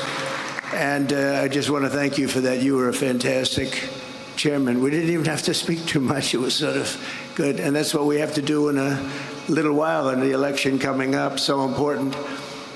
Texas Controller Don Huffines. Congratulations, Don. That was a great win you had. Congratulations. We watched that very closely. Great job. And of course, we're honored to be joined by amazing members of the NASA Astronaut Corps, past and present. They are amazing indeed, and thank you for all you do and risking your lives to advance our voyage into the heavens. That's where you go to the heavens. And I understand this weekend that NASA has a very big launch coming up, the Roman Space Telescope. I was asking Jared, is that a big one? He said, it's really big. So I hope everyone that's watching, look at all the media back there, all the press. I hope you're going to inform people because this is going to be a very big deal. It's hundreds of times more powerful than Hubble, and it will help unlock the secrets of the universe. So to everyone involved here at NASA, good luck this weekend. It's a big deal. And I was given a little briefing. I said, I want to know about this if it's so big. And it really is something hundreds of times more powerful than Hubble. That's all you have to know. From the very beginning, America has always been a frontier nation, and space is the highest of all the frontiers. Our manifest destiny is to explore and settle this great unknown, carry forward the light of American liberty into the stars. And Americans were the first in flight, the first in the moon, and will certainly be the first in space no matter where it is. And I know we're going to be looking at Mars very shortly. In fact, you're already partially there. A lot of work's been done, and that seems to be the next frontier. You'll be stopping on the moon, and you're going to be going to Mars. What excitement, what excitement.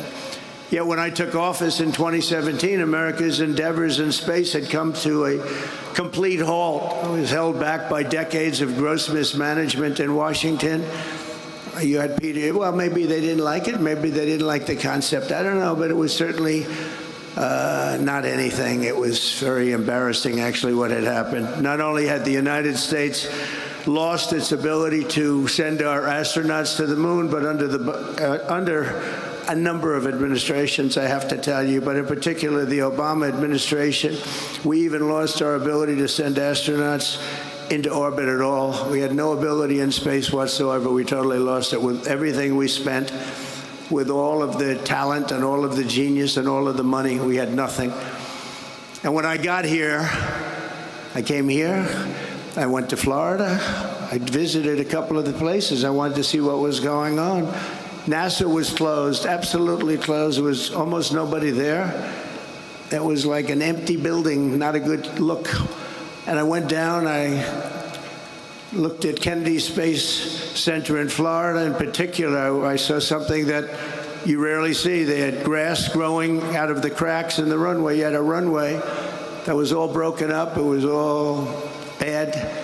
I know all about that from being very good at construction. You had the cracks in the runway. We had grass growing out of the cracks. It's almost hard to do. And I said, boy, this is sad. It was very sad. That's where we started. Yet as the world can see today under the Trump administration, we have brought back America's space program and came out of the dark age, and it's now into the golden age. This is the golden age of America, and this is a big part of it. So to every astronaut here today, I want to make this promise to you. Our nation will conquer, and we will conquer indeed, this vast frontier that we have before us, and we'll reach American courage, and we'll use American genius and daring and all of the things that we have that nobody else can ever compete with. We will explore it, we will tame it, and we will win it. We will always win. In 2016, the United States of America and our government, private sector, launched just 22 rockets into orbit combined. So we did 22. And last year we conducted nearly 200 orbital launches, and that number will continue to grow very, very rapidly, as you probably know. You know every one of them that's getting ready. There are a lot of them.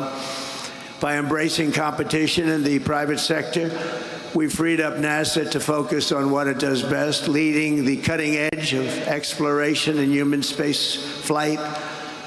In my first term, I signed the orders creating the Artemis program, and officially directed NASA to return American astronauts to the moon and then push onward to Mars, and that's exactly what we're doing.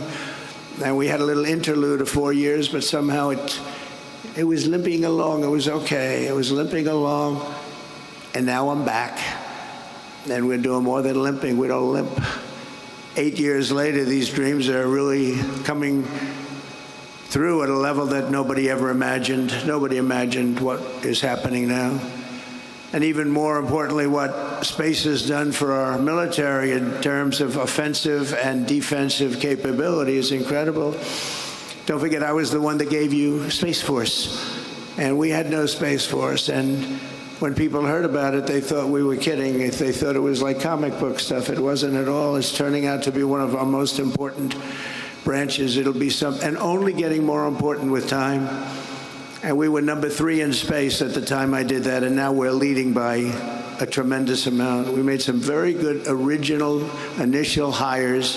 We put some people in charge that were really outstanding, and they did it right from the beginning. On July 4th of this year, I presented a veteran of the last mission to the moon, Apollo 17 astronaut Jack Schmitt, with a very special American flag that flew over the United States Capitol on our nation's 250th birthday. Very, very special flag. And it's here today right next to me, and Jack is here also. Where's Jack? Where's Jack? Number 1, where's Jack? And number 2, where's the flag? Anybody letting me know? Jack, you look good. I know the flag looks good. Where's the flag? Oh, it's over there. It's hidden behind a lot of rockets. Thank you, Jack. Very good. I was wondering, I'm saying, am I supposed to be introducing a flag that I can't see? It's invisible. Great job, by the way. Great guy. You're still a good-looking guy. You were always a good-looking guy. Now, I think you're better with the white hair, if you want to know the truth. You look better than you did 20 years ago. Before the end of my term, American astronauts will return to the lunar surface, and we're looking forward to that. We'll do it, and we're then going to the next step. And when we do, they'll plant this very important flag to mark the site of the first permanent American settlement on the moon. They're going to have a settlement. They're building a settlement up in the moon. And we're not going to stop there, because under Administrator Isaacman, and I have to tell you, with Jared, everybody wanted him. You know that, Ted? Everybody. I got calls from you, but I got calls from Democrats. Can you believe it?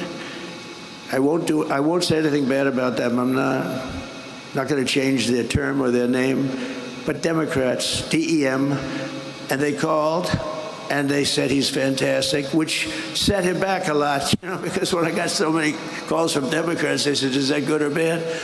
But I got a lot of calls from Republicans and Democrats, something that doesn't happen very often. And the people just said he's just the best. There was no competition.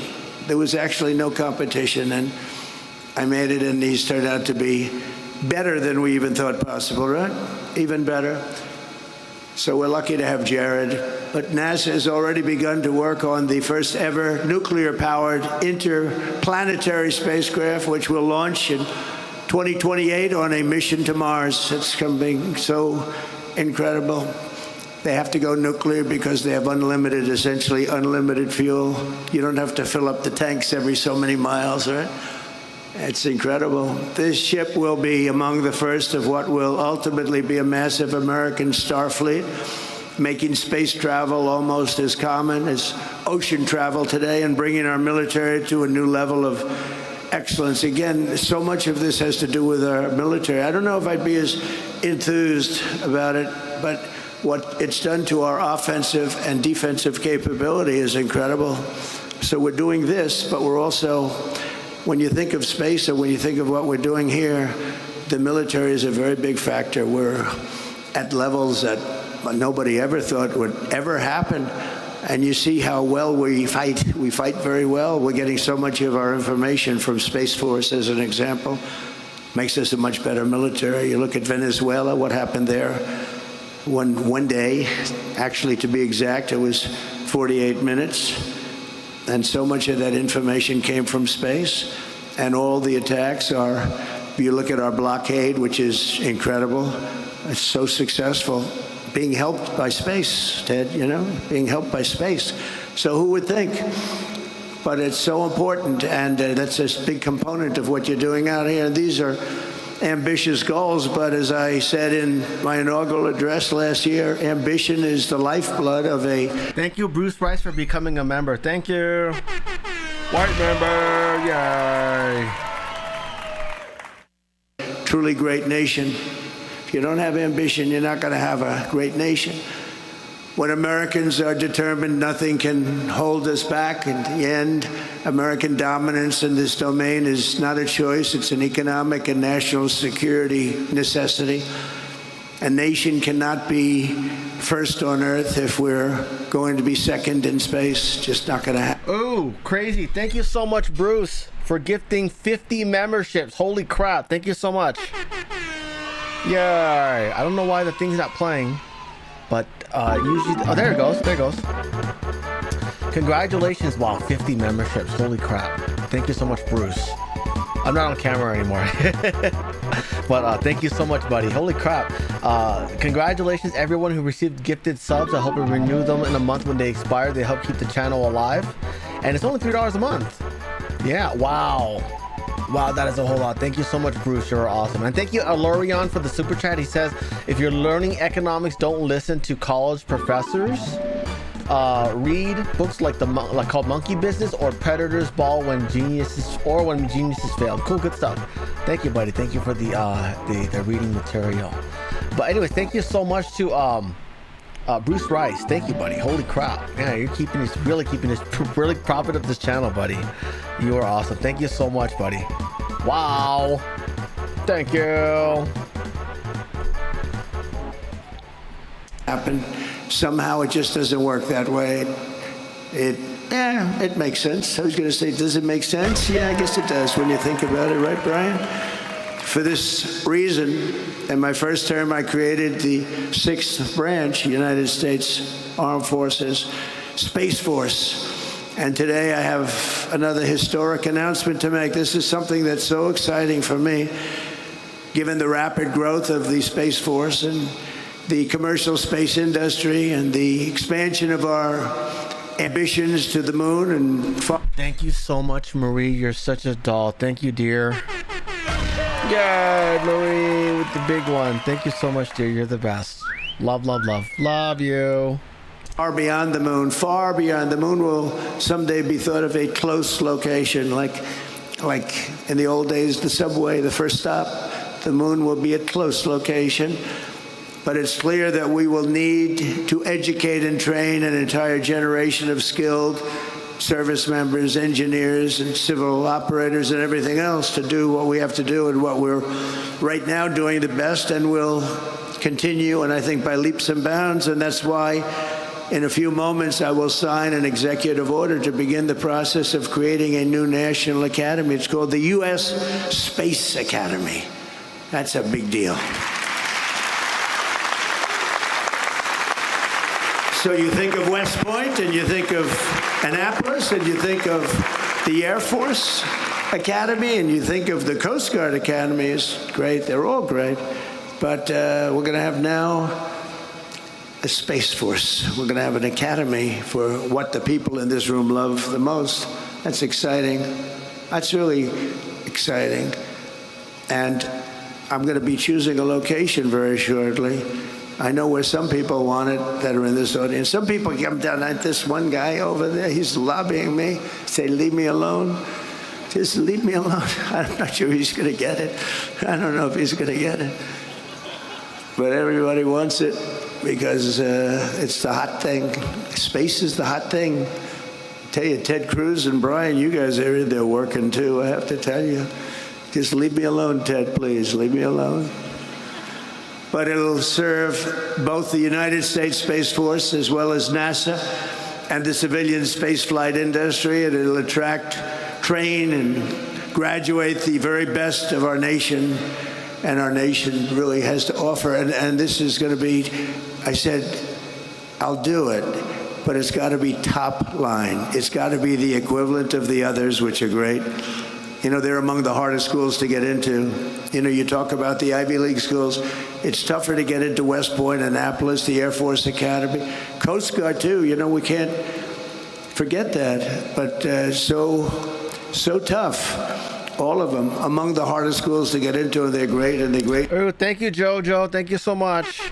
JoJo with the perfect tatas who beat breast cancer. Thank you so much. By the way, we're going to watch one more thing after this. Trump makes a phone call to the International Space Station. I'm going to add that after this speech, okay? It's not that long. It's like, this speech is like 20 minutes long. Anyways, here we go. Thank you, JoJo. Scholars, you've had great everything going to that. You sort of have to have a lot of everything. Not a little, but a lot of everything. But I said, this has to be comparable to that. You know, we don't want to do it in any other way, and it's going to be, even architecturally, it's going to be beautiful. It's going to be the top. It's going to be as good as it can get.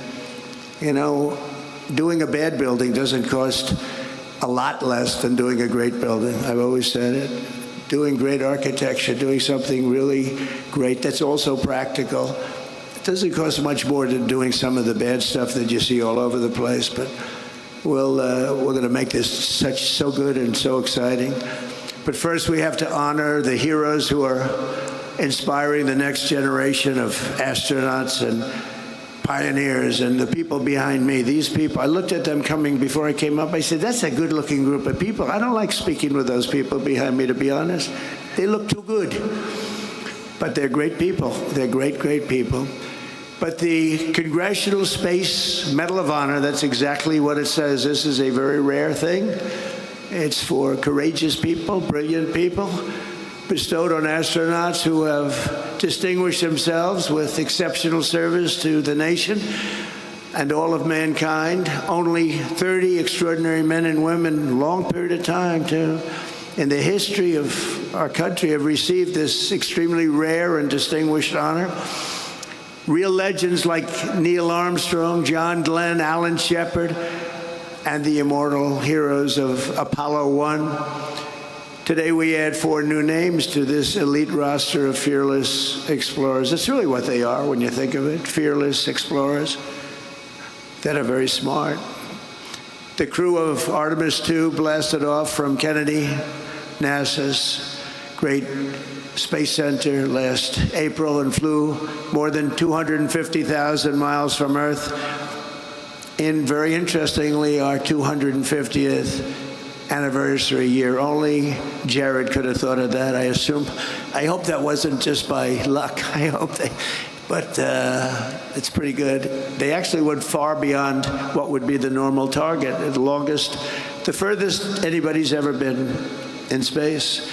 They crossed behind the dark side of the moon and glimpsed sights never seen before, never seen by human eyes, and returned to Earth at 30 times the speed of sound and splashed down in the Pacific Ocean, completing the flawless mission. It was absolutely flawless. Artemis 2 was led by a Navy veteran, a pilot, a father, and a great patriot, Commander Reed Wiseman. With unfailing strength and calm, Reed led the crew through every phase of the flight and their safe return to Earth. He was a great leader, respected by everybody, Thank you, Sean Joe, for the donation. Thank you so much, buddy. Thank you, Sean. As many people will remember, during the mission, the crew named a previously unnamed lunar crater in loving memory of Reed's wonderful wife, who we lost to cancer. So they call it the Carroll Crater. So that's making Reed a little weepy right now, because I heard she was an incredible woman. Will never be forgotten now. She'll never be forgotten. We honor her. And truly, the memory is all about the moon. That's a great one. I wish they'd name something like that after me, Reed, but I don't know. I'll have to get the governor's approval. I like that. That's beautiful. So, Reed, we salute you. We salute your family. And we congratulate you. Thank you very much.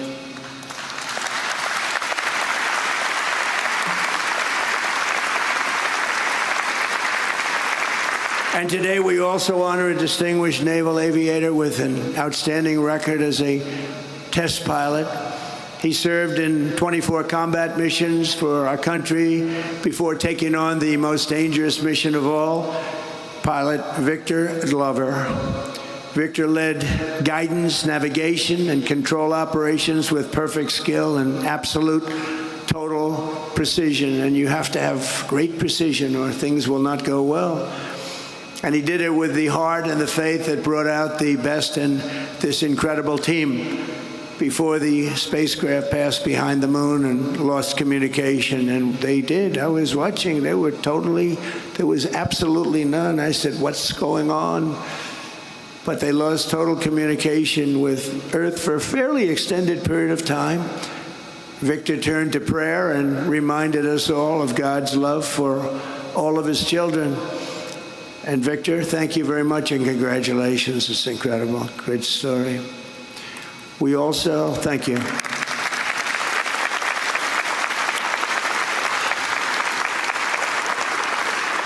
We also recognize mission specialist Christina Cook, who before this flight had already set a world record for the longest continuous flight ever by a woman in space.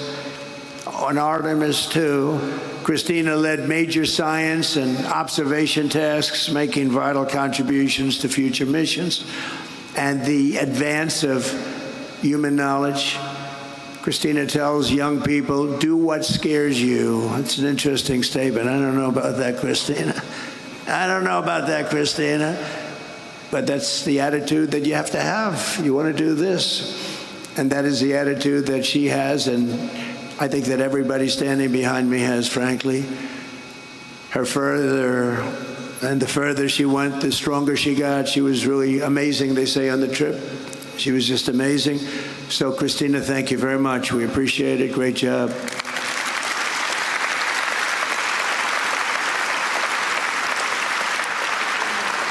And finally, we honor a master of science and physics, a fighter pilot, a great one, and a beloved member of the astronaut team, mission specialist, Jeremy Hansen. On Artemis II, Jeremy became the first non-American in history to travel beyond low Earth orbit. He documented lunar terrain while contributing enormously to space science and physics research. And along with Christina, he helped the crew stay healthy and develop standards and best practices.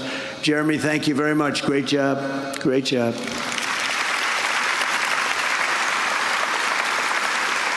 So with unmatched bravery and unwavering faith, these four extraordinary astronauts renewed the legacy of the pioneers and explorers who charted the world's oceans, climbed its highest summits, and tamed the American West. Great people, great men and women, incredible. That spirit is written into the soul of our nation, and in the daring deeds of these heroes, we're reminded that for America, no aim is too high, no journey is too far, no challenge is too tough. In this country, we're limited only by the size of our aspirations and the scale of our dreams. We have the American dream, and the American dream is back. I think the American dream is back, stronger than ever before. We're doing great. This country is doing great right now. Never did anything like it. 81 stock market highs in 1.5 years, never had been anything like it, including they broke it again yesterday for the 81st time. And $19.2 trillion is being invested in our country from outside countries and interests and people. And we've never seen it. That's why I call it the golden age. It's an exciting time. Tomorrow's going to be very exciting. And today, thanks to the crew of Artemis II, those dreams are closer than ever before, and we're on the cusp of an adventure and something that's so special. People have really not imagined anything. It's really, civilization is into the stars. The stars are up there and they're beautiful, and you're right next to them. You have the courage to be right next to them. Few people do, but you're leading the way. It's great. Great bravery. I want to thank again Reed, Victor, Christina, and Jeremy, very special people. And now I will sign the executive order creating the U.S. Space Academy, and then we will do the honors. Thank you very much, everybody. Great honor.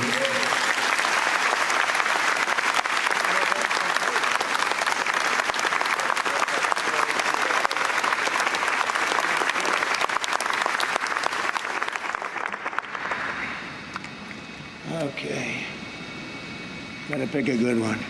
Pick a good pen.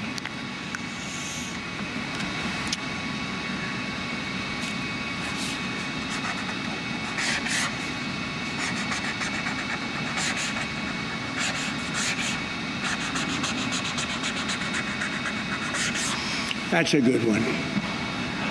Garrett, thank you very much. I think he deserves it, right? Okay.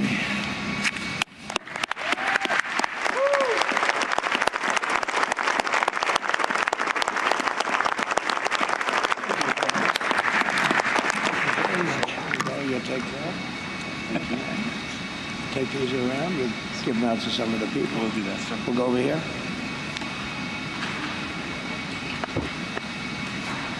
Thank you so much.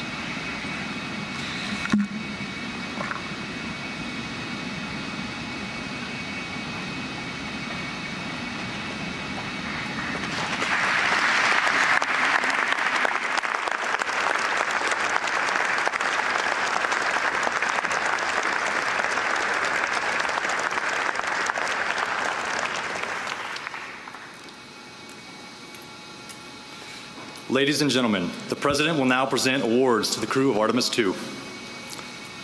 As mission specialist on Artemis II, Jeremy Hansen demonstrated exceptionally meritorious contributions by executing spacecraft communications, navigation procedures, and pre-launch verification activities, including pressure suit regulator checks and Orion systems configuration.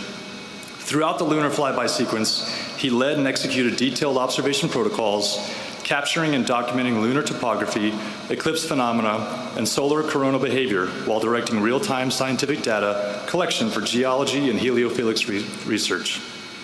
He performed manual control assessments and crew health evaluation tasks, including the orthostatic and tolerance garment test, advancing validation of systems and human factors performance essential to future lunar landing operations and long-duration deep space missions. During the mission, he was integral to the crew surpassing the Apollo 13 distance record and reaching approximately 252,760 miles from Earth, farther than any humans in history.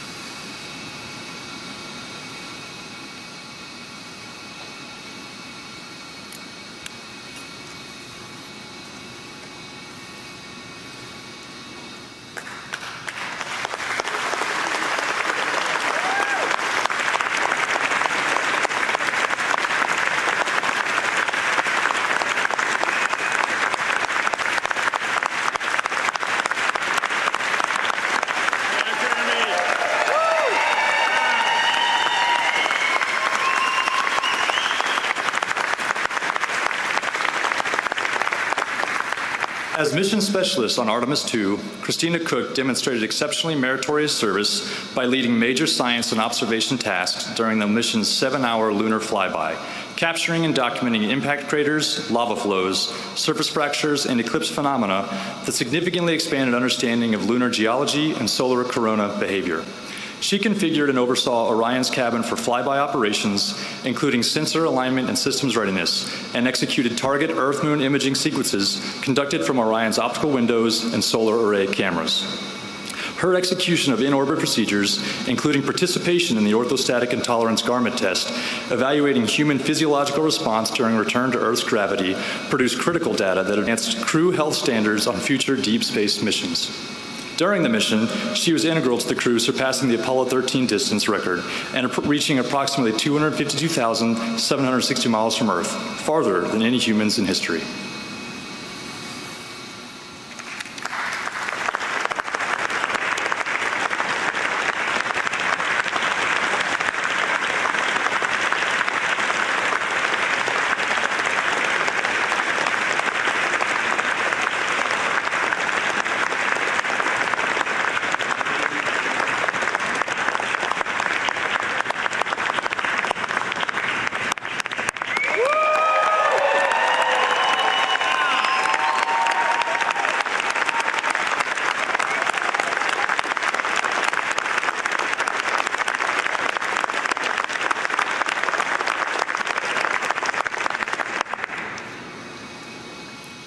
As pilot of Artemis II, Victor J. Glover distinguished himself through exceptionally meritorious performance by commanding and executing guidance, navigation, and control operations throughout launch, translunar injection, and return phases. He led manual control evaluations during Orion's return trajectory operations, validating spacecraft control modes and confirming the spacecraft's piloting characteristics for future missions. He maintained precise control of spacecraft attitude during lunar observation periods, enabling the crew to capture essential scientific imagery and meet mission-critical documentation objectives. His professional skill was further demonstrated during trajectory correction maneuvers and during final atmospheric entry and splashdown, ensuring the mission's safe completion and advancing deep space operational readiness for upcoming Artemis expeditions. During the mission, he was integral to the crew surpassing the Apollo 13 distance record and reaching approximately 252,760 miles from Earth, farther than any humans in history.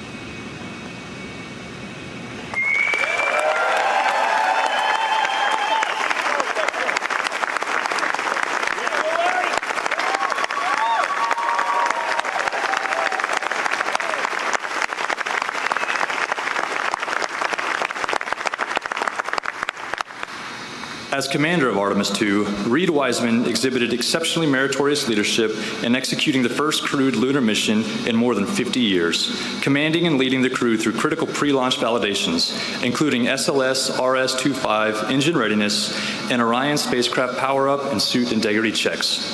During the mission, he commanded Orion's outbound trajectory, the successful lunar flyby, and detailed geologic observation operations, ensuring the spacecraft remained on the precise course required for the crew to surpass the Apollo 13 distance record and reach a maximum of approximately 252,760 miles from Earth, farther than any humans in history.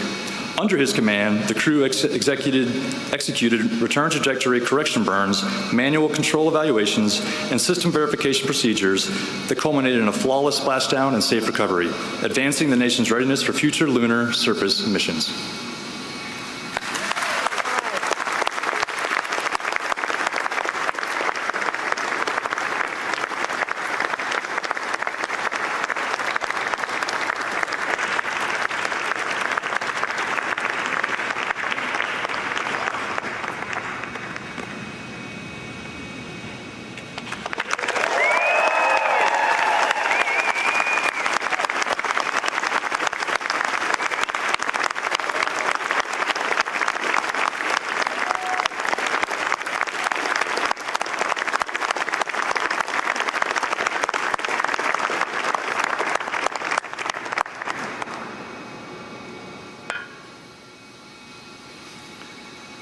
Victor, Christina, Jeremy, what an honor to do this with you three.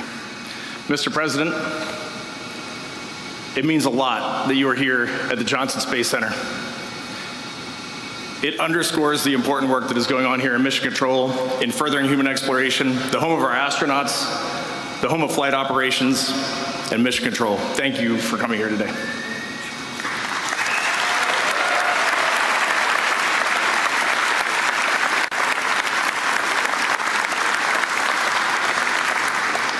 This is awesome.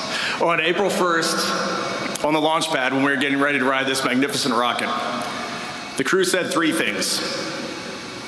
Victor Glover said, "We are going for our families." Many of you are here today. Thank you so much for supporting us. Christina Cook said, "We're going for our teammates." Mr. President, when we were backstage and we heard you mentioning some of those names of those people who sent us on this mission and brought us back safely, that was warming our hearts. Thank you for honoring those people. And then Jeremy said, "We're going for all humanity." When we went around the far side of the moon, which has now been rounded up to 252,760 miles, we'll take it, keep rounding it up, we got to talk to you.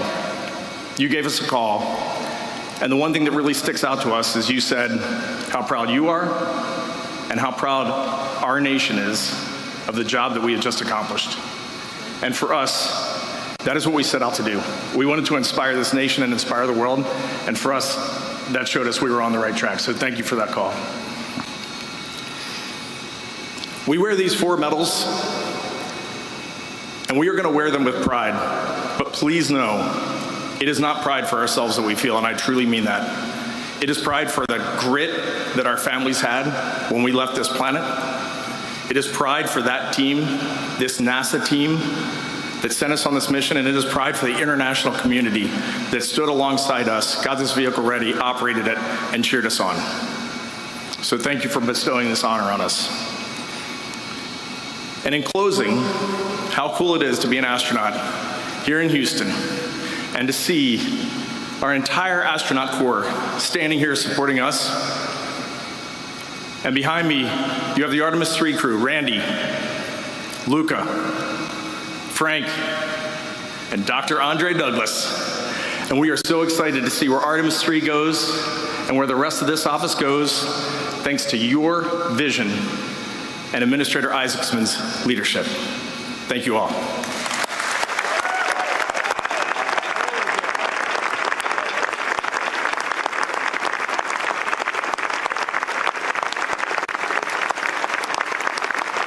I'm going to hand it over to our esteemed pilot, Victor Glover. Mr. President, when we were in your office and you were so gracious to us, lavishing us with gifts and so much of your time, we had mentioned getting you one of these blue flight jackets. And so here we have your jacket today, and you'll notice the NASA, we affectionately call this the NASA meatball. But on the sleeve, you'll see the team that we are a part of in the astronaut office, and that is the Flight Operations Directorate. There's a lot of neat symbology on that patch, and I can explain it to you, or some of the team can later. Underneath that, you have the Artemis 2 mission patch, which we told you a little bit about, and then you've got 45 and 47 patches, which represent that vision that Reed was talking about earlier. And so we are people of our word, and it is great to be able to give this to you in front of everyone. Thank you, sir.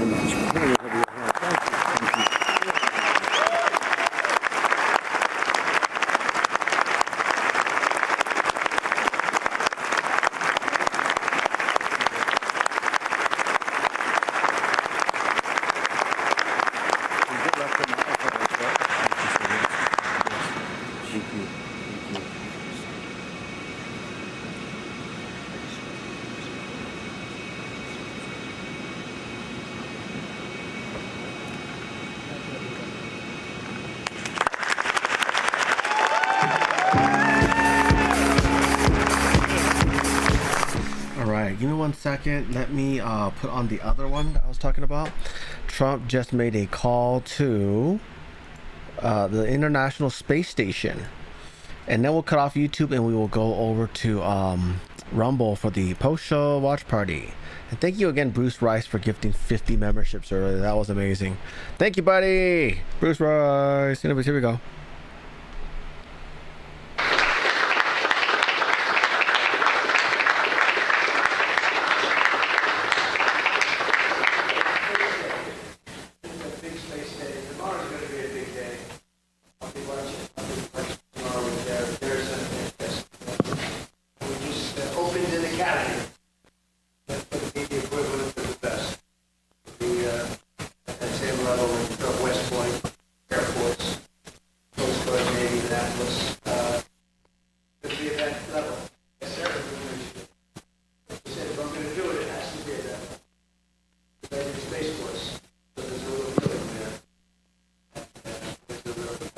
Isn't it crazy? This is NASA. You see how bad the audio is?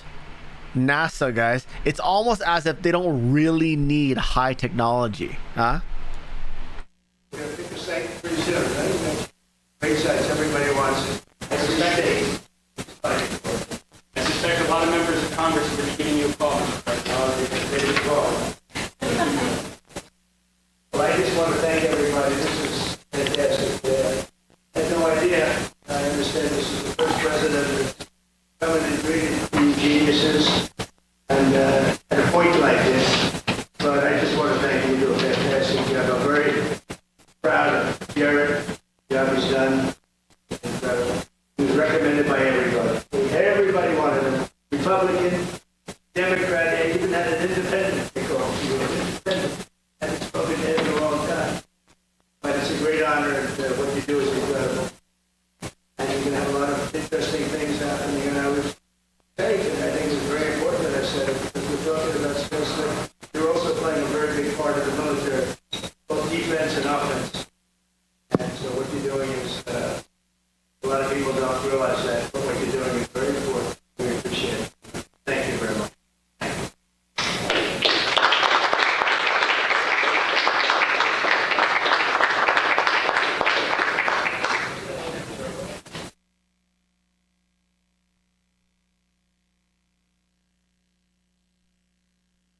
I believe he's now going to go to the control center and actually make a call to the International Space Station.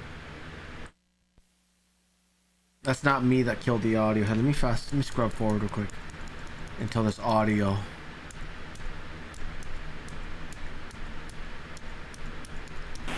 There he goes. Here we go. Station, this is Houston. Are you ready for the event? Houston, this is Station. We are ready for the event. Well, this is a great honor. To be with you is a great honor, and I just want to thank Jessica, Anil, Jack, great Americans, great patriots, brave people. I wouldn't do it. I will tell you right now. I hate to admit it. I would not want to do it, but some people love it more than anything, and you have amazing courage. And the job you've done, even to be selected, along with your fellow compatriots. You have some very good friends on board, too, from different places, and I don't know if they're hearing us, but just welcome them also. But I just want to congratulate you. And today, you know, we announced a very big thing because we're going to do a very special academy. And whether it's West Point, Annapolis, the Coast Guard Academy, if you look at the Air Force Academy, we're going to have an academy for what you people do. Everybody in this room would be excited.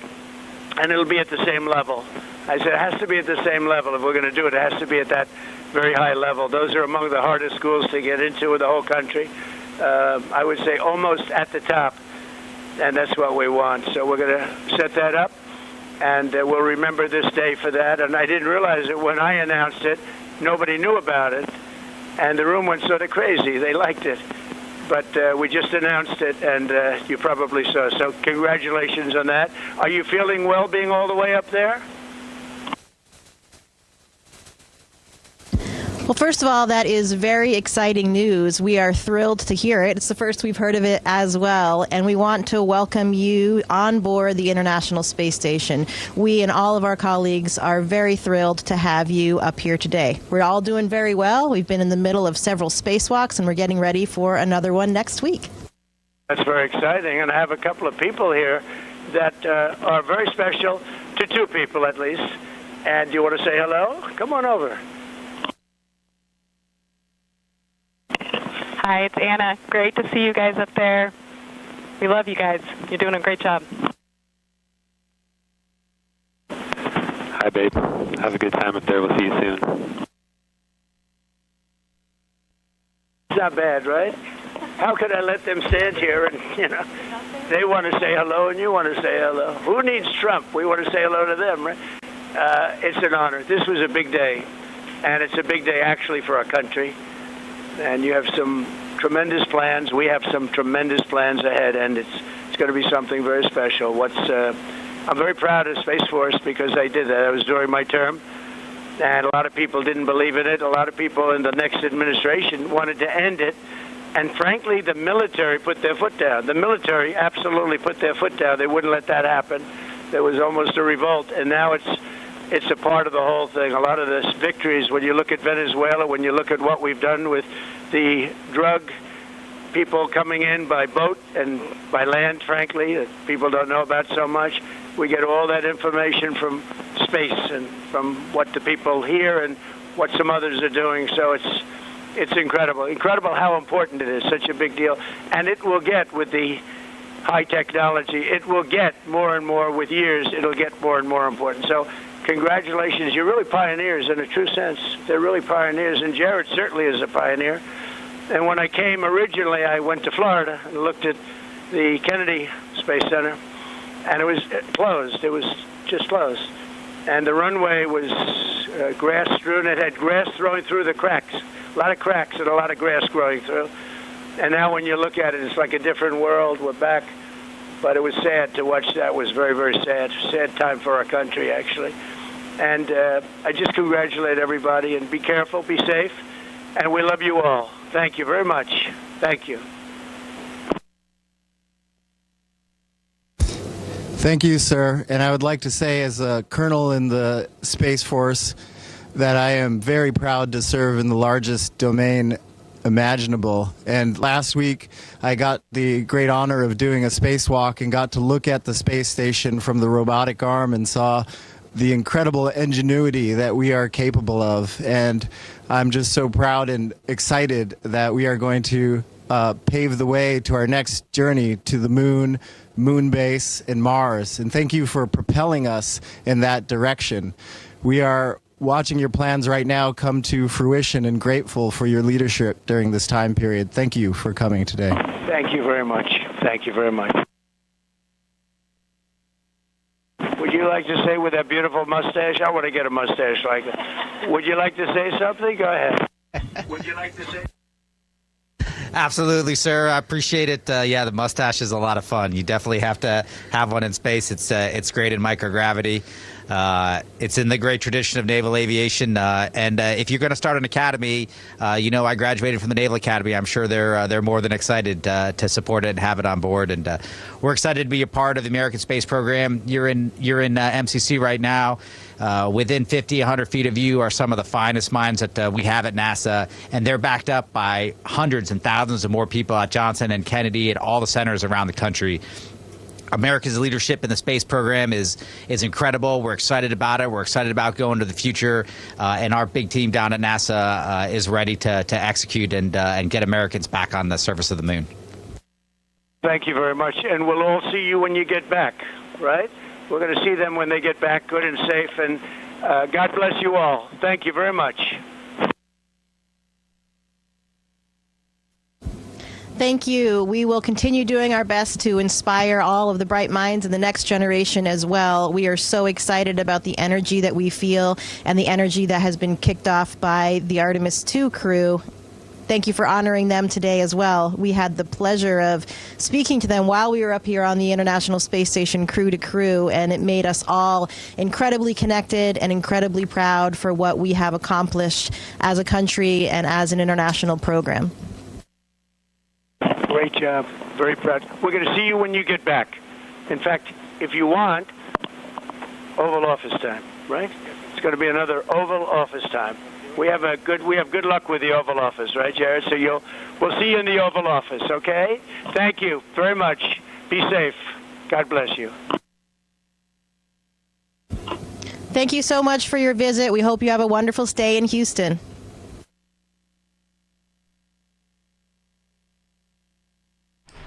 All right, I think that is all for this here.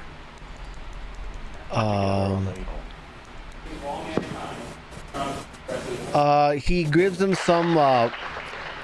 They give him some award, but the audio's bad. Here we go.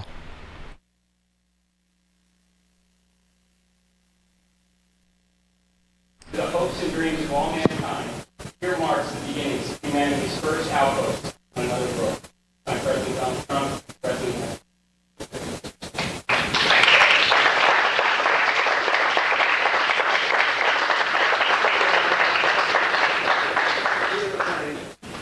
I'm excited you're playing now. When you want to see this, we'll go back to a plane. That's not very exciting, right? By comparison. Thank you very much, everybody. Thank you to the media.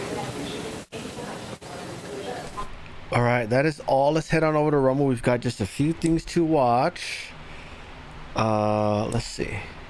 Hey, what's going on? Why isn't that? Holy crap.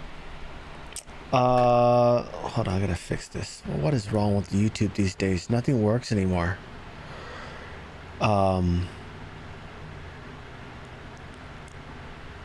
Anyways, goodbye YouTube. Switch over to Rumble. You know what to do. Go to rumble.com. Look for me. I am there.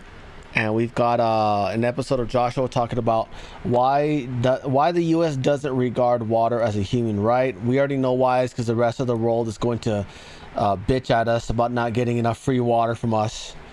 And then Hidden Engineering and Landfill is just a nerd video. And then we got an episode of Meerkat talking about the NVIDIA. This title, The NVIDIA Situation is a Shit Show. I'm not sure what they mean. I think they're talking about circular funding or whatever, but I mean, they beat earnings. They beat earnings on Wednesday, so I don't know. Well, anyways, goodbye, YouTube. And thank you again to Bruce Rice for the 50 subs. That is amazing. Thank you to everyone who donated today. Joanne. Who else is there? Give me a second. It's loading. To everyone who has a membership, thank you very much. Thank you to everyone who bought one. Jojo with the super chat, thank you very much for that. Bruce Rice for the gifting of 50 membership and buying a white membership. That is awesome. That is the better membership. Yeah, better than the orange one. Orange one's like $3. I think whites are like, the white one is 7. Lucky number 7. Tijuana, thank you for the super chat earlier, as well as Christian Moore. Diane renewed her membership, as well as Kev bought one. Bourbon Lot renewed his, as well as Saigai renewed his as well. Thank you to everyone. Thank you for the super chat over on the Rumble side. Alorion, thank you very much. And then also thank you to everyone who donated over on the Foxhole side. Oh yeah, YouTube, you can switch over. Now I'm going to cut you guys off right now. So switch over YouTube. Have a great day. See you tomorrow. If you don't make it over to Rumble, we should go to Rumble, make an account, give me a follow, type in the chat. It's a good time. All the regulars are over there, by the way. Yeah, the core hens are over on Rumble. Goodbye, YouTube. Have a good day. See ya.